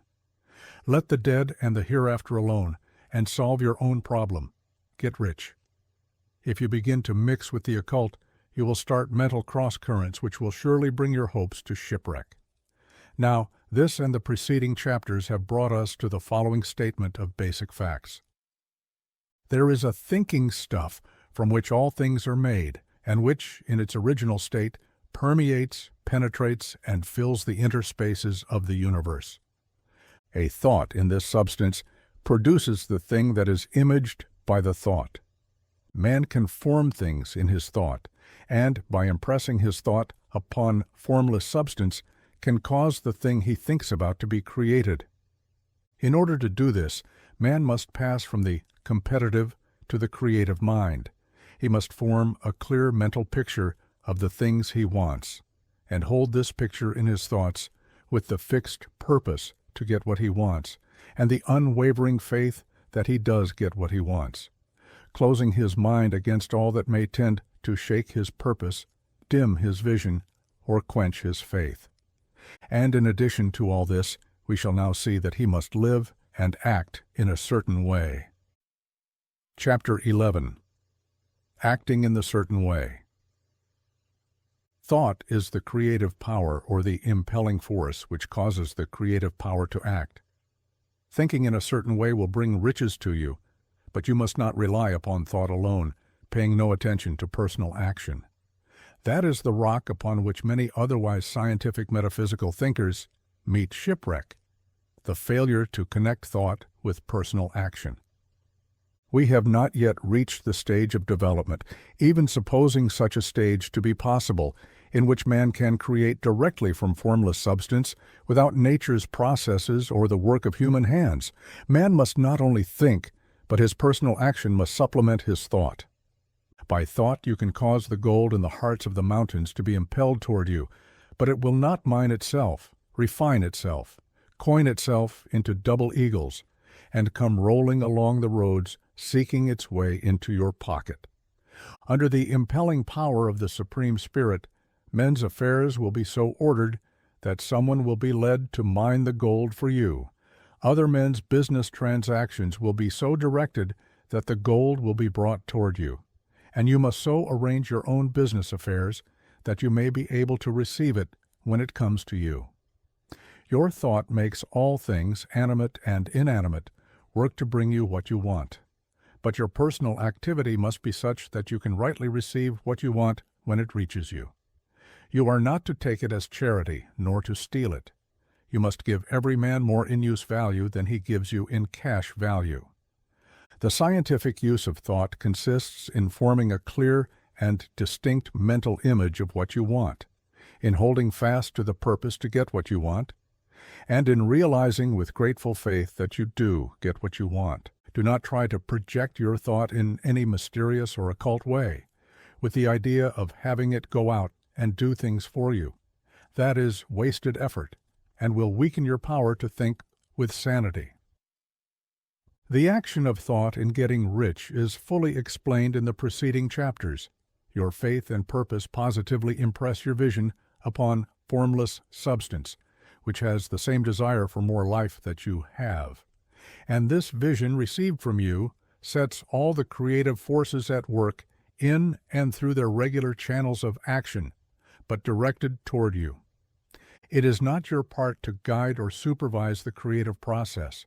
All you have to do with that is to retain your vision, stick to your purpose, and maintain your faith and gratitude. But you must act in a certain way, so that you can appropriate what is yours when it comes to you, so that you can meet the things you have in your picture and put them in their proper places as they arrive. You can really see the truth of this. When things reach you, they will be in the hands of other men who will ask an equivalent for them, and you can only get what is yours by giving the other man what is his. Your pocketbook is not going to be transformed into a Fortunata's purse, which shall be always full of money without effort on your part. This is the crucial point in the science of getting rich, right here, where thought and personal action must be combined. There are very many people who, consciously or unconsciously, set the creative forces in action by the strength and persistence of their desires, but who remain poor because they do not provide for the reception of the thing they want when it comes. By thought, the thing you want is brought to you. By action you receive it. Whatever your action is to be, it is evident that you must act now. You cannot act in the past, and it is essential to the clearness of your mental vision that you dismiss the past from your mind. You cannot act in the future, for the future is not here yet, and you cannot tell how you will want to act in any future contingency until that contingency has arrived. Because you are not in the right business or the right environment now, do not think that you must postpone action until you get into the right business or environment. And do not spend time in the present taking thought as to the best course in possible future emergencies.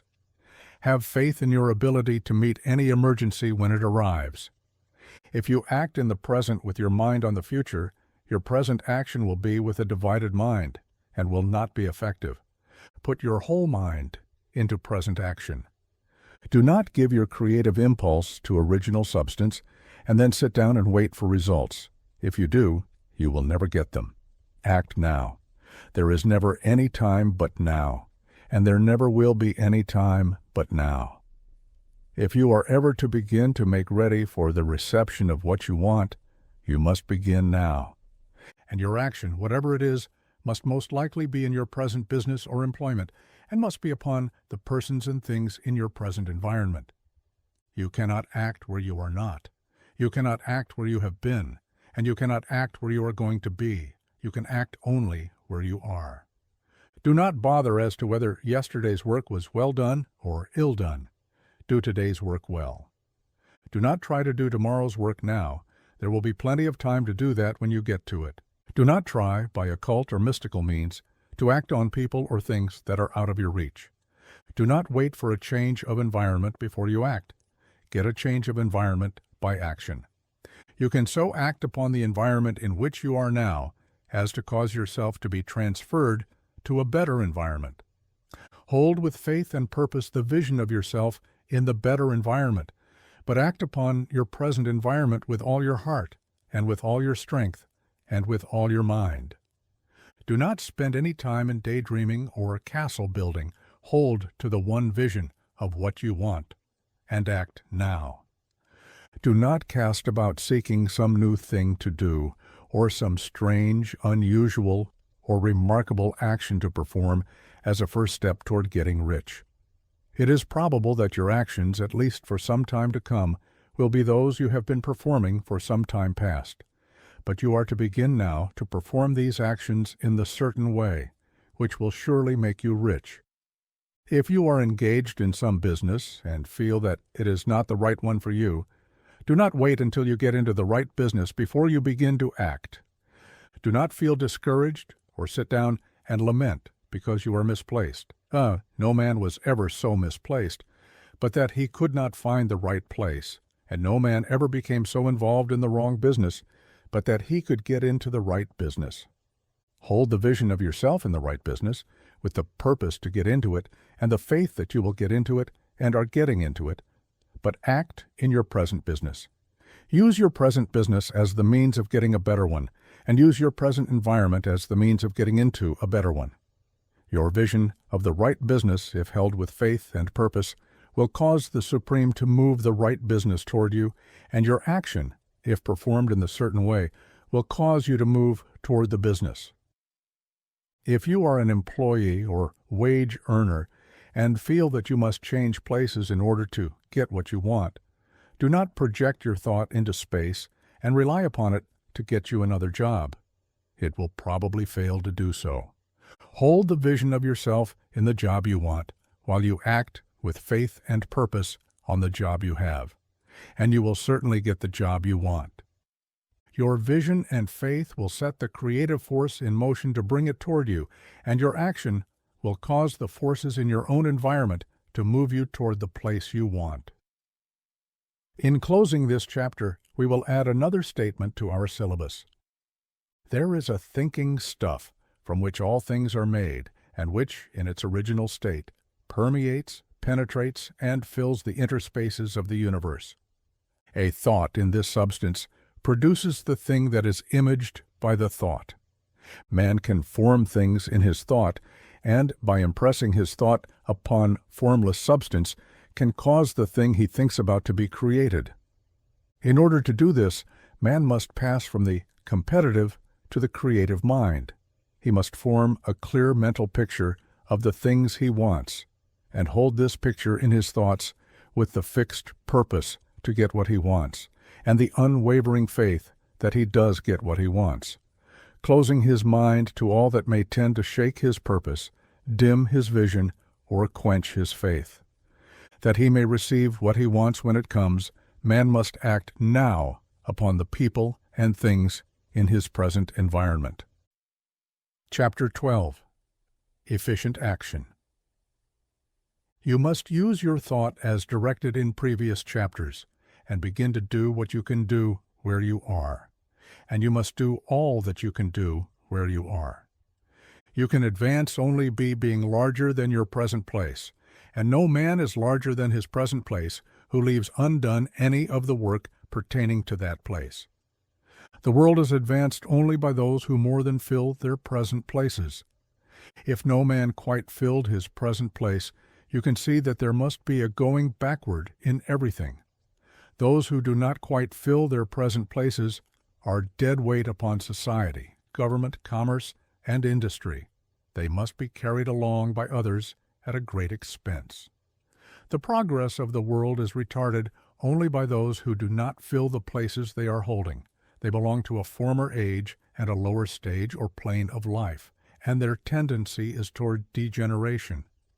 No society could advance if every man was smaller than his place. Social evolution is guided by the law of physical and mental evolution. In the animal world, evolution is caused by excess of life.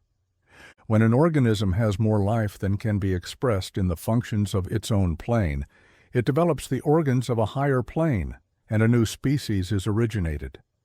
There never would have been new species had there not been organisms which more than filled their places. The law is exactly the same for you. Your getting rich depends upon your applying this principle to your own affairs. Every day is either a successful day or a day of failure, and it is the successful days which get you what you want. If every day is a failure, you can never get rich, while if every day is a success, you cannot fail to get rich. If there is something that may be done today and you do not do it, you have failed in so far as that thing is concerned, and the consequences may be more disastrous than you imagine. You cannot foresee the results of even the most trivial act. You do not know the workings of all the forces that have been set moving in your behalf. Much may be depending on your doing some simple act. It may be the very thing which is to open the door of opportunity to very great possibilities. You can never know all the combinations which Supreme Intelligence is making for you in the world of things and of human affairs. Your neglect or failure to do some small thing may cause a long delay in getting what you want. Do every day all that can be done that day. There is, however, a limitation or qualification of the above that you must take into account. You are not to overwork nor to rush blindly into your business in the effort to do the greatest possible number of things in the shortest possible time. You are not to try to do tomorrow's work today, nor to do a week's work in a day. It is really not the number of things you do, but the efficiency of each separate action that counts. Every act is, in itself, either a success or a failure. Every act is, in itself, either effective or inefficient. Every inefficient act is a failure, and if you spend your life in doing inefficient acts, your whole life will be a failure. The more things you do, the worse for you, if all your acts are inefficient ones. On the other hand, every efficient act is a success in itself, and if every act of your life is an efficient one, your whole life must be a success. The cause of failure is doing too many things in an inefficient manner, and not doing enough things in an efficient manner.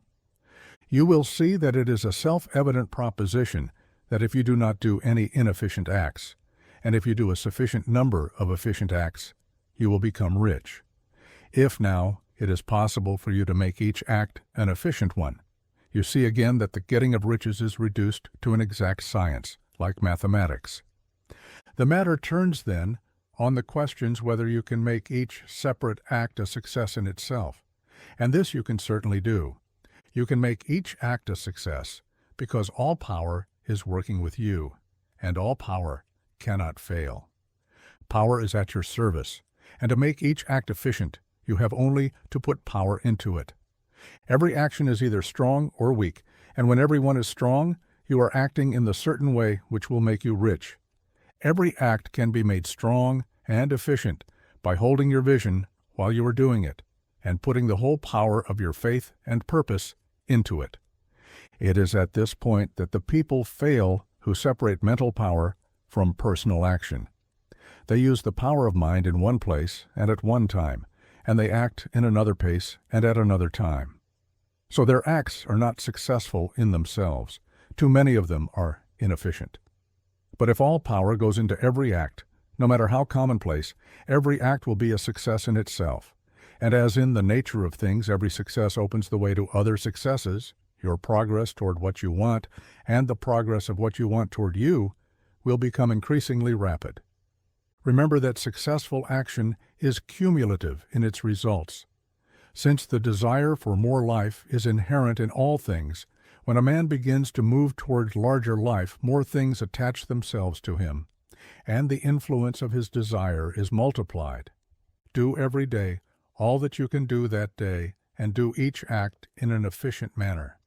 In saying that you must hold your vision while you are doing each act, however trivial or commonplace, I do not mean to say that it is necessary at all times to see the vision distinctly to its smallest details. It should be the work of your leisure hours to use your imagination on the details of your vision, and to contemplate them until they are firmly fixed upon memory. If you wish speedy results, spend practically all your spare time in this practice. By continuous contemplation, you will get the picture of what you want, even to the smallest details, so firmly fixed upon your mind and so completely transferred to the mind of formless substance, that in your working hours you need only to mentally refer to the picture to stimulate your faith and purpose, and cause your best effort to be put forth. Contemplate your picture in your leisure hours until your consciousness is so full of it that you can grasp it instantly. You will become so enthused with its bright promises that the mere thought of it will call forth the strongest energies of your whole being. Let us again repeat our syllabus, and by slightly changing the closing statements, bring it to the point we have now reached. There is a thinking stuff from which all things are made, and which, in its original state, permeates, penetrates, and fills the interspaces of the universe. A thought in this substance produces the thing that is imaged by the thought. Man can form things in his thought, and by impressing his thought upon formless substance, can cause the thing he thinks about to be created. In order to do this, man must pass from the competitive to the creative mind. He must form a clear mental picture of the things he wants and do, with faith and purpose, all that can be done each day, doing each separate thing in an efficient manner. Chapter 13. Getting into the right business. Success in any particular business depends for one thing upon your possessing, in a well-developed state, the faculties required in that business. Without good musical faculty, no one can succeed as a teacher of music. Without well-developed mechanical faculties, no one can achieve great success in any of the mechanical trades. Without tact and the commercial faculties, no one can succeed in mercantile pursuits. But to possess in a well-developed state the faculties required in your particular vocation does not ensure getting rich.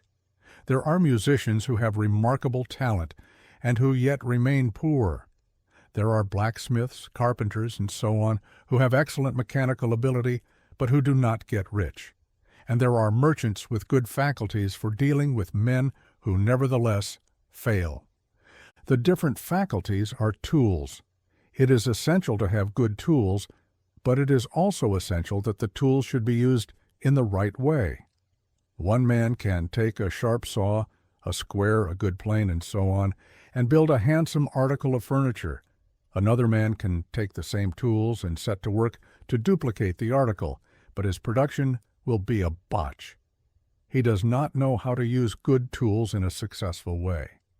The various faculties of your mind are the tools with which you must do the work which is to make you rich. It will be easier for you to succeed if you get into a business for which you are well equipped with mental tools. Generally speaking, you will do best in that business which will use your strongest faculties, the one for which you are naturally best fitted. But there are limitations to this statement also. No man should regard his vocation as being irrevocably fixed by the tendencies with which he was born. You can get rich in any business, for if you have not the right talent for, you can develop that talent. It merely means that you will have to make your tools as you go along, instead of confining yourself to the use of those with which you were born. It will be easier for you to succeed in a vocation for which you already have the talents in a well-developed state. But you can succeed in any vocation, for you can develop any rudimentary talent, and there is no talent of which you have not at least the rudiment. You will get rich most easily in point of effort if you do that for which you are best fitted, but you will get rich most satisfactorily if you do that which you want to do. Doing what you want to do is life, and there is no real satisfaction in living if we are compelled to be forever doing something which we do not like to do and can never do what we want to do. And it is certain that you can do what you want to do. The desire to do it is proof that you have within you the power which can do it. Desire is a manifestation of power. The desire to play music is the power which can play music seeking expression and development. The desire to invent mechanical devices is the mechanical talent-seeking expression and development. Where there is no power, either developed or undeveloped, to do a thing, there is never any desire to do that thing, and where there is strong desire to do a thing, it is certain proof that the power to do it is strong, and only requires to be developed and applied in the right way. All things else being equal, it is best to select the business for which you have the best developed talent. But if you have a strong desire to engage in any particular line of work, you should select that work as the ultimate end at which you aim. You can do what you want to do, and it is your right and privilege to follow the business or avocation which will be most congenial and pleasant. You are not obliged to do what you do not like to do, and should not do it except as a means to bring you to the doing of the thing you want to do. If there are past mistakes whose consequences have placed you in an undesirable business or environment, you may be obliged for some time to do what you do not like to do, but you can make the doing of it pleasant by knowing that it is making it possible for you to come to the doing of what you want to do. If you feel that you are not in the right vocation, do not act too hastily in trying to get into another one. The best way generally to change business or environment is by growth. Do not be afraid to make a sudden and radical change if the opportunity is presented, and you feel after careful consideration that it is the right opportunity. But never take sudden or radical action when you are in doubt as to the wisdom of doing so. There is never any hurry on the creative plane, and there is no lack of opportunity. When you get out of the competitive mind, you will understand that you never need to act hastily. No one else is going to beat you to the thing you want to do. There is enough for all. If one space is taken, another and a better one will be opened for you a little farther on. There is plenty of time. When you are in doubt, wait. Fall back on the contemplation of your vision and increase your faith and purpose.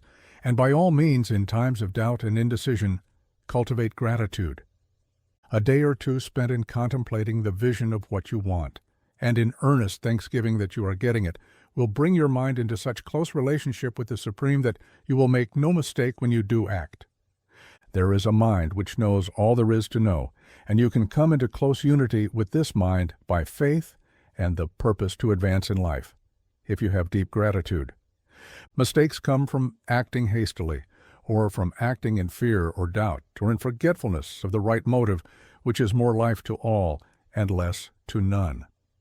As you go on in the certain way, opportunities will come to you in increasing number, and you will need to be very steady in your faith and purpose, and to keep in close touch with the All-Mind by reverent gratitude. Do all that you can do in a perfect manner every day, but do it without haste, worry, or fear. Go as fast as you can, but never hurry. Remember that in the moment you begin to hurry, you cease to be a creator and become a competitor. You drop back upon the old plane again.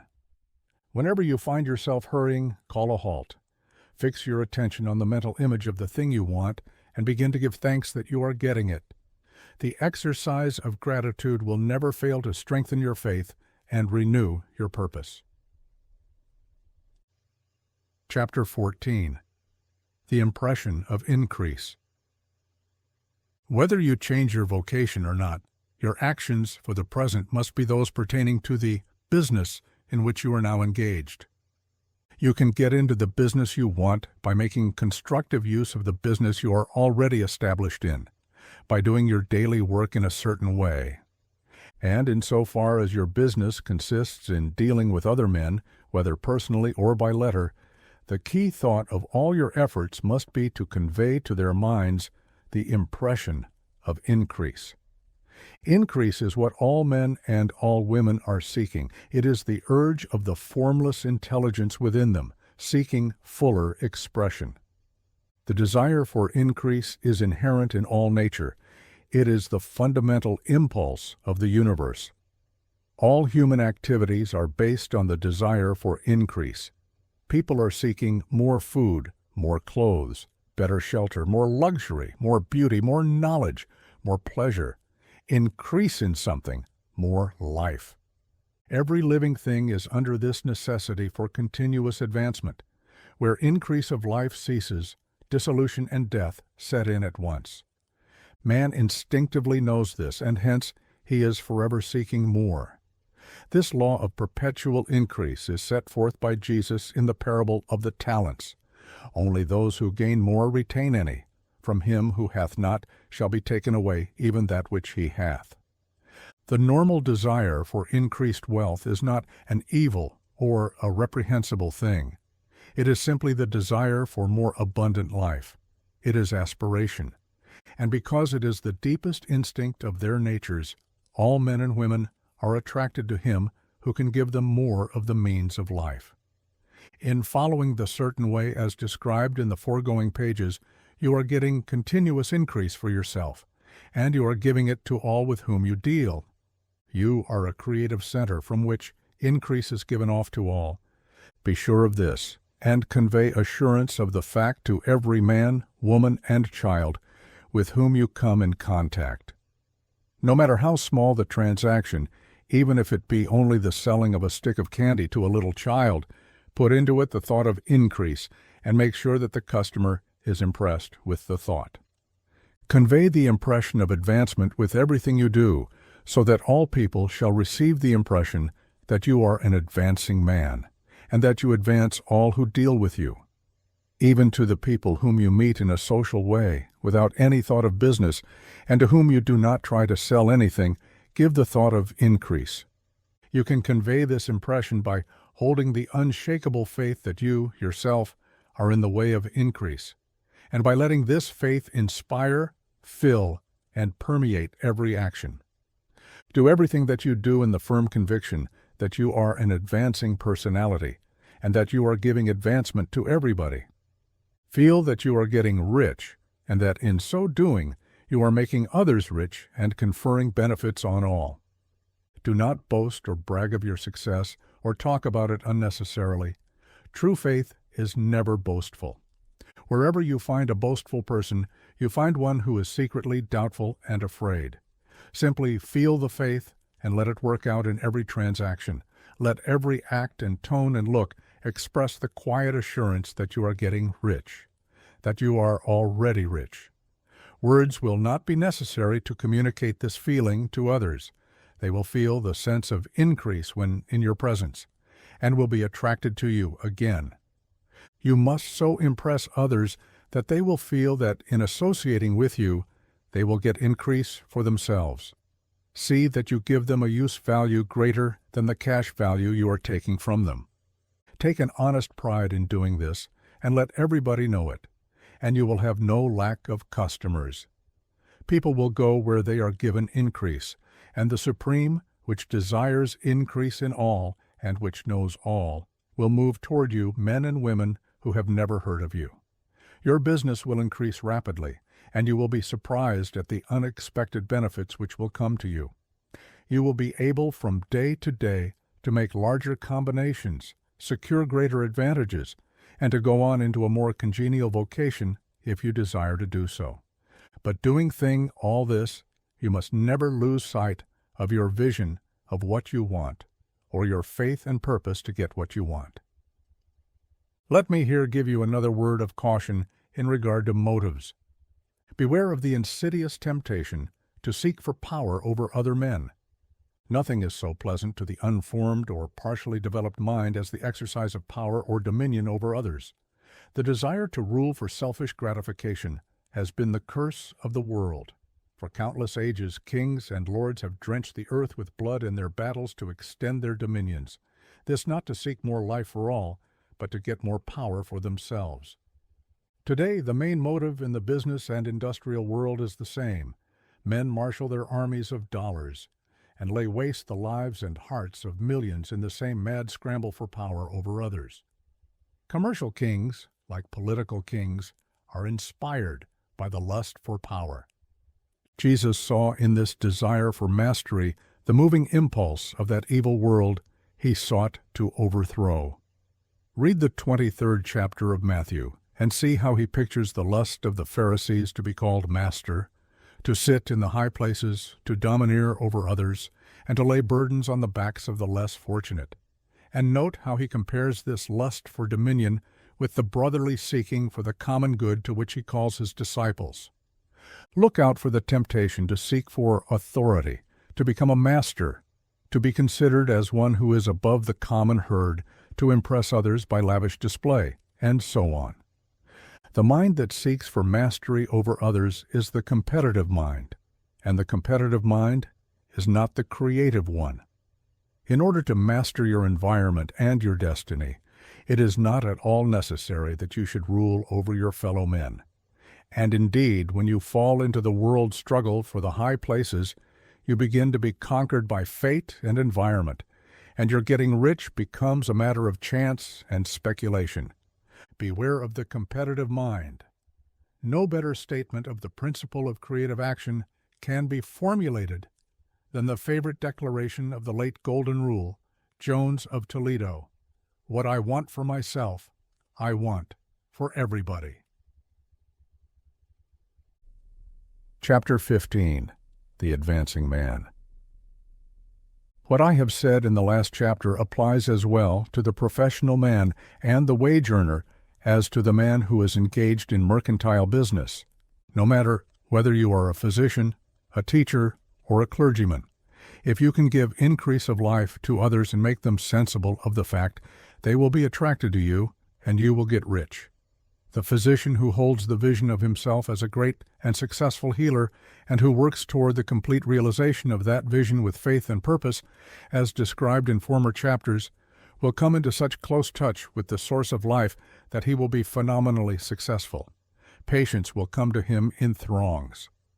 No one has a greater opportunity to carry into effect the teaching of this book than the practitioner of medicine.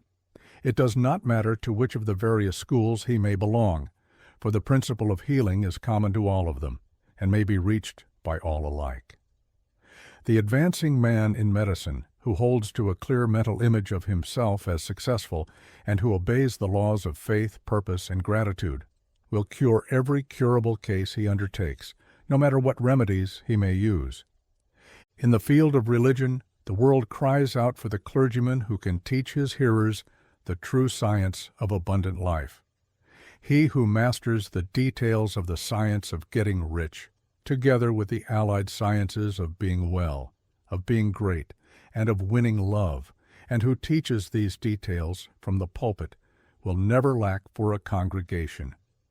This is the gospel that the world needs. It will give increase of life, and men will hear it gladly, and will give liberal support to the man who brings it to them. What is now needed is a demonstration of the science of life from the pulpit. We want preachers who can not only tell us how, but who in their own persons will show us how. We need the preacher who will himself be rich, healthy, great, and beloved to teach us how to attain to these things. And when he comes, he will find a numerous and loyal following. The same is true of the teacher who can inspire the children with the faith and purpose of the advancing life. he will never be out of a job. And any teacher who has this faith and purpose can give it to his pupils. He cannot help giving it to them if it is part of his own life and practice. What is true of the teacher, preacher, and physician is true of the lawyer, dentist, real estate man, insurance agent, of everybody. The combined mental and personal action I have described is infallible. It cannot fail.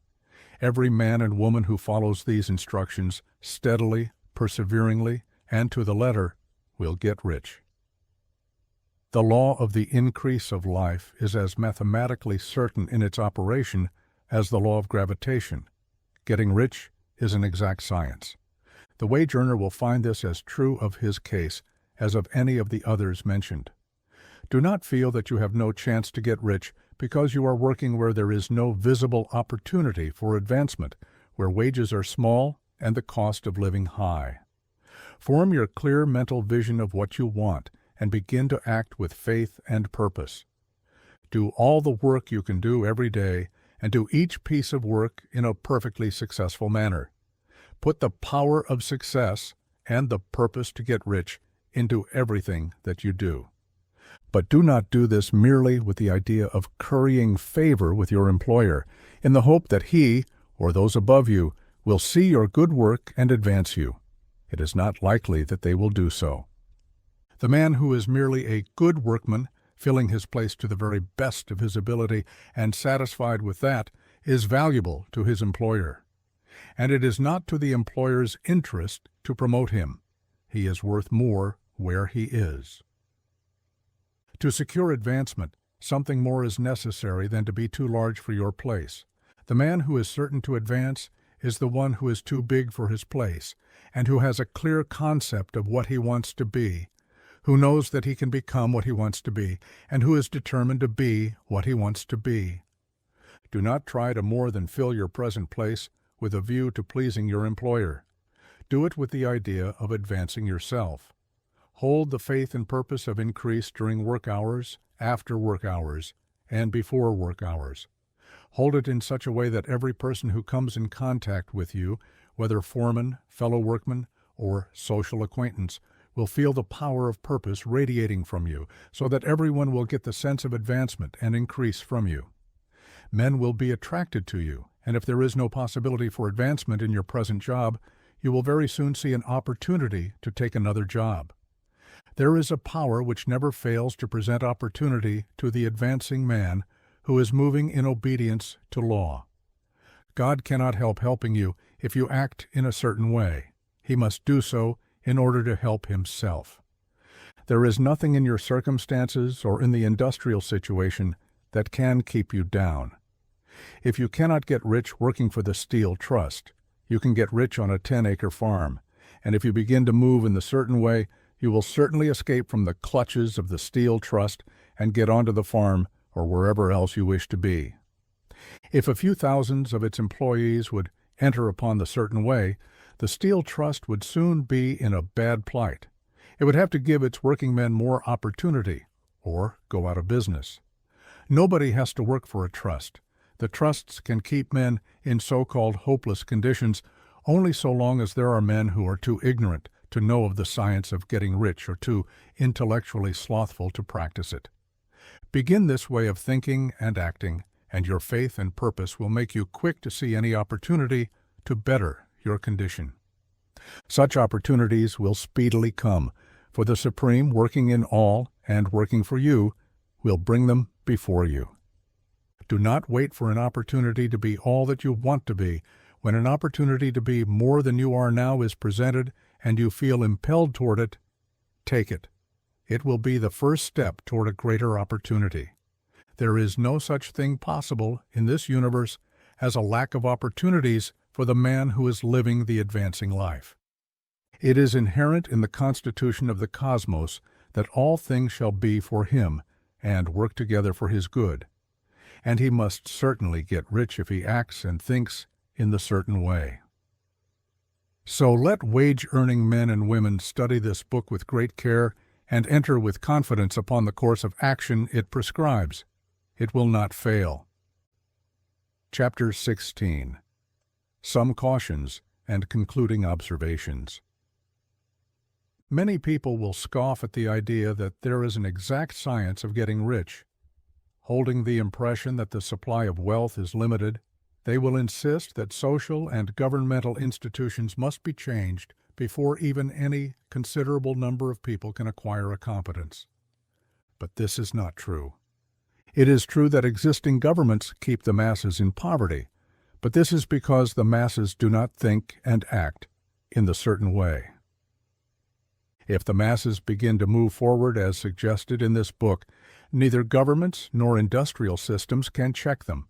All systems must be modified to accommodate the forward movement. If the people have the advancing mind, have the faith that they can become rich, and move forward with the fixed purpose to become rich, nothing can possibly keep them in poverty. Individuals may enter upon the certain way at any time, and under any government, and make themselves rich. And when any considerable number of individuals do so under any government, they will cause the system to be so modified as to open the way for others. The more men who get rich on the competitive plane, the worse for others. The more who get rich on the creative plane, the better for others. The economic salvation of the masses can only be accomplished by getting a large number of people to practice the scientific method set down in this book and become rich. These will show others the way and inspire them with a desire for real life, with the faith that it can be attained, and with the purpose to attain it. For the present, however, it is enough to know that neither the government under which you live nor the capitalistic or competitive system of industry can keep you from getting rich. When you enter upon the creative plane of thought, you will rise above all these things and become a citizen of another kingdom. But remember that your thought must be held upon the creative plane. You are never for an instant to be betrayed into regarding the supply as limited, or into acting on the moral level of competition. Whenever you do fall into old ways of thought, correct yourself instantly, for when you are in the competitive mind, you have lost the cooperation of the mind of the whole. Do not spend any time in planning as to how you will meet possible emergencies in the future, except as the necessary policies may affect your actions today. You are concerned with doing today's work in a perfectly successful manner, and not with emergencies which may arise tomorrow. You can attend to them as they come. Do not concern yourself with questions as to how you shall surmount obstacles which may loom upon your business horizon, unless you can see plainly that your course must be altered today in order to avoid them. No matter how tremendous an obstruction may appear at a distance, you will find that if you go on in the certain way, it will disappear as you approach it, or that a way over, though, or around it, will appear. No possible combination of circumstances can defeat a man or woman who is proceeding to get rich along strictly scientific lines.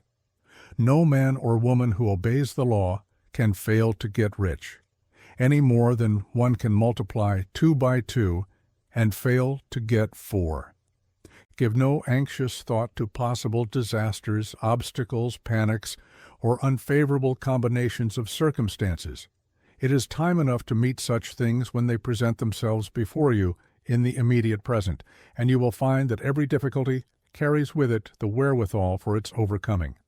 Guard your speech. Never speak of yourself, your affairs, or of anything else in a discouraged or discouraging way.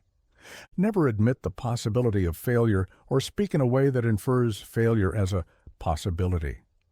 Never speak of the times as being hard or of business conditions as being doubtful. Times may be hard and business doubtful for those who are on the competitive plane, but they can never be so for you. You can create what you want, and you are above fear. When others are having hard times and poor business, you will find your greatest opportunities. Train yourself to think of and to look upon the world as a something which is becoming, which is growing, and to regard seeming evil as being only that which is undeveloped. Always speak in terms of advancement. To do otherwise is to deny your faith, and to deny your faith is to lose it. Never allow yourself to feel disappointed. You may expect to have a certain thing at a certain time and not get it at that time, and this will appear to you like failure. But if you hold to your faith, you will find that the failure is only apparent. Go on in the certain way, and if you do not receive that thing, you will receive something so much better that you will see that the seeming failure was really a great success. A student of this science had set his mind on making a certain business combination which seemed to him at the time to be very desirable, and he worked for some weeks to bring it about. When the crucial time came, the thing failed in a perfectly inexplicable way. It was as if some unseen influence had been working secretly against him. He was not disappointed. On the contrary, he thanked God that his desire had been overruled and went steadily on with a grateful mind. In a few weeks, an opportunity so much better came his way that he would not have made the first deal on any account, and he saw that a mind which knew more than he knew had prevented him from losing the greater good by entangling himself with the lesser. That is the way every seeming failure will work out for you if you keep your faith, hold to your purpose, have gratitude, and do every day all that can be done that day, doing each separate act in a successful manner. When you make a failure, it is because you have not asked for enough. Keep on, and a larger thing than you were seeking will certainly come to you. Remember this: you will not fail because you lack the necessary talent to do what you wish to do. If you go on as I have directed, you will develop all the talent that is necessary to the doing of your work. It is not within the scope of this book to deal with the science of cultivating talent, but it is as certain and simple as the process of getting rich. However, do not hesitate or waver for fear that when you come to any certain place, you will fail for lack of ability. Keep right on, and when you come to that place, the ability will be furnished to you. The same source of ability which enabled the untaught Lincoln to do the greatest work in government ever accomplished by a single man is open to you. You may draw upon all the mind there is for wisdom to use in meeting the responsibilities which are laid upon you. Go on in full faith. Study this book. Make it your constant companion until you have mastered all the ideas contained in it. While you are getting firmly established in this faith, you will do well to give up most recreations and pleasure, and to stay away from places where ideas conflicting with these are advanced in lectures or sermons. Do not read pessimistic or conflicting literature or get into arguments upon the matter. Do very little reading outside of the writers mentioned in the preface.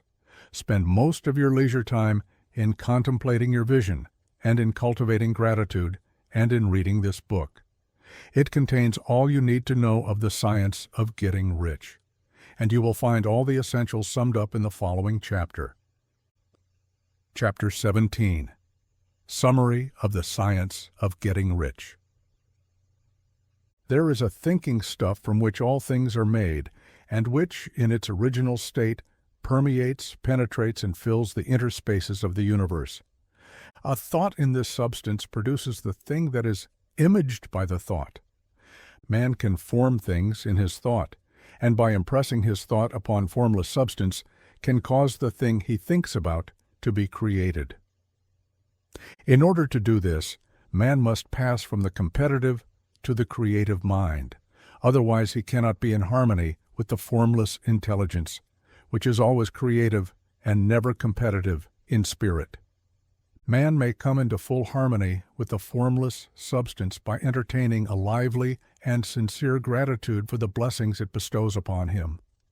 Gratitude unifies the mind of man with the intelligence of substance so that man's thoughts are received by the formless.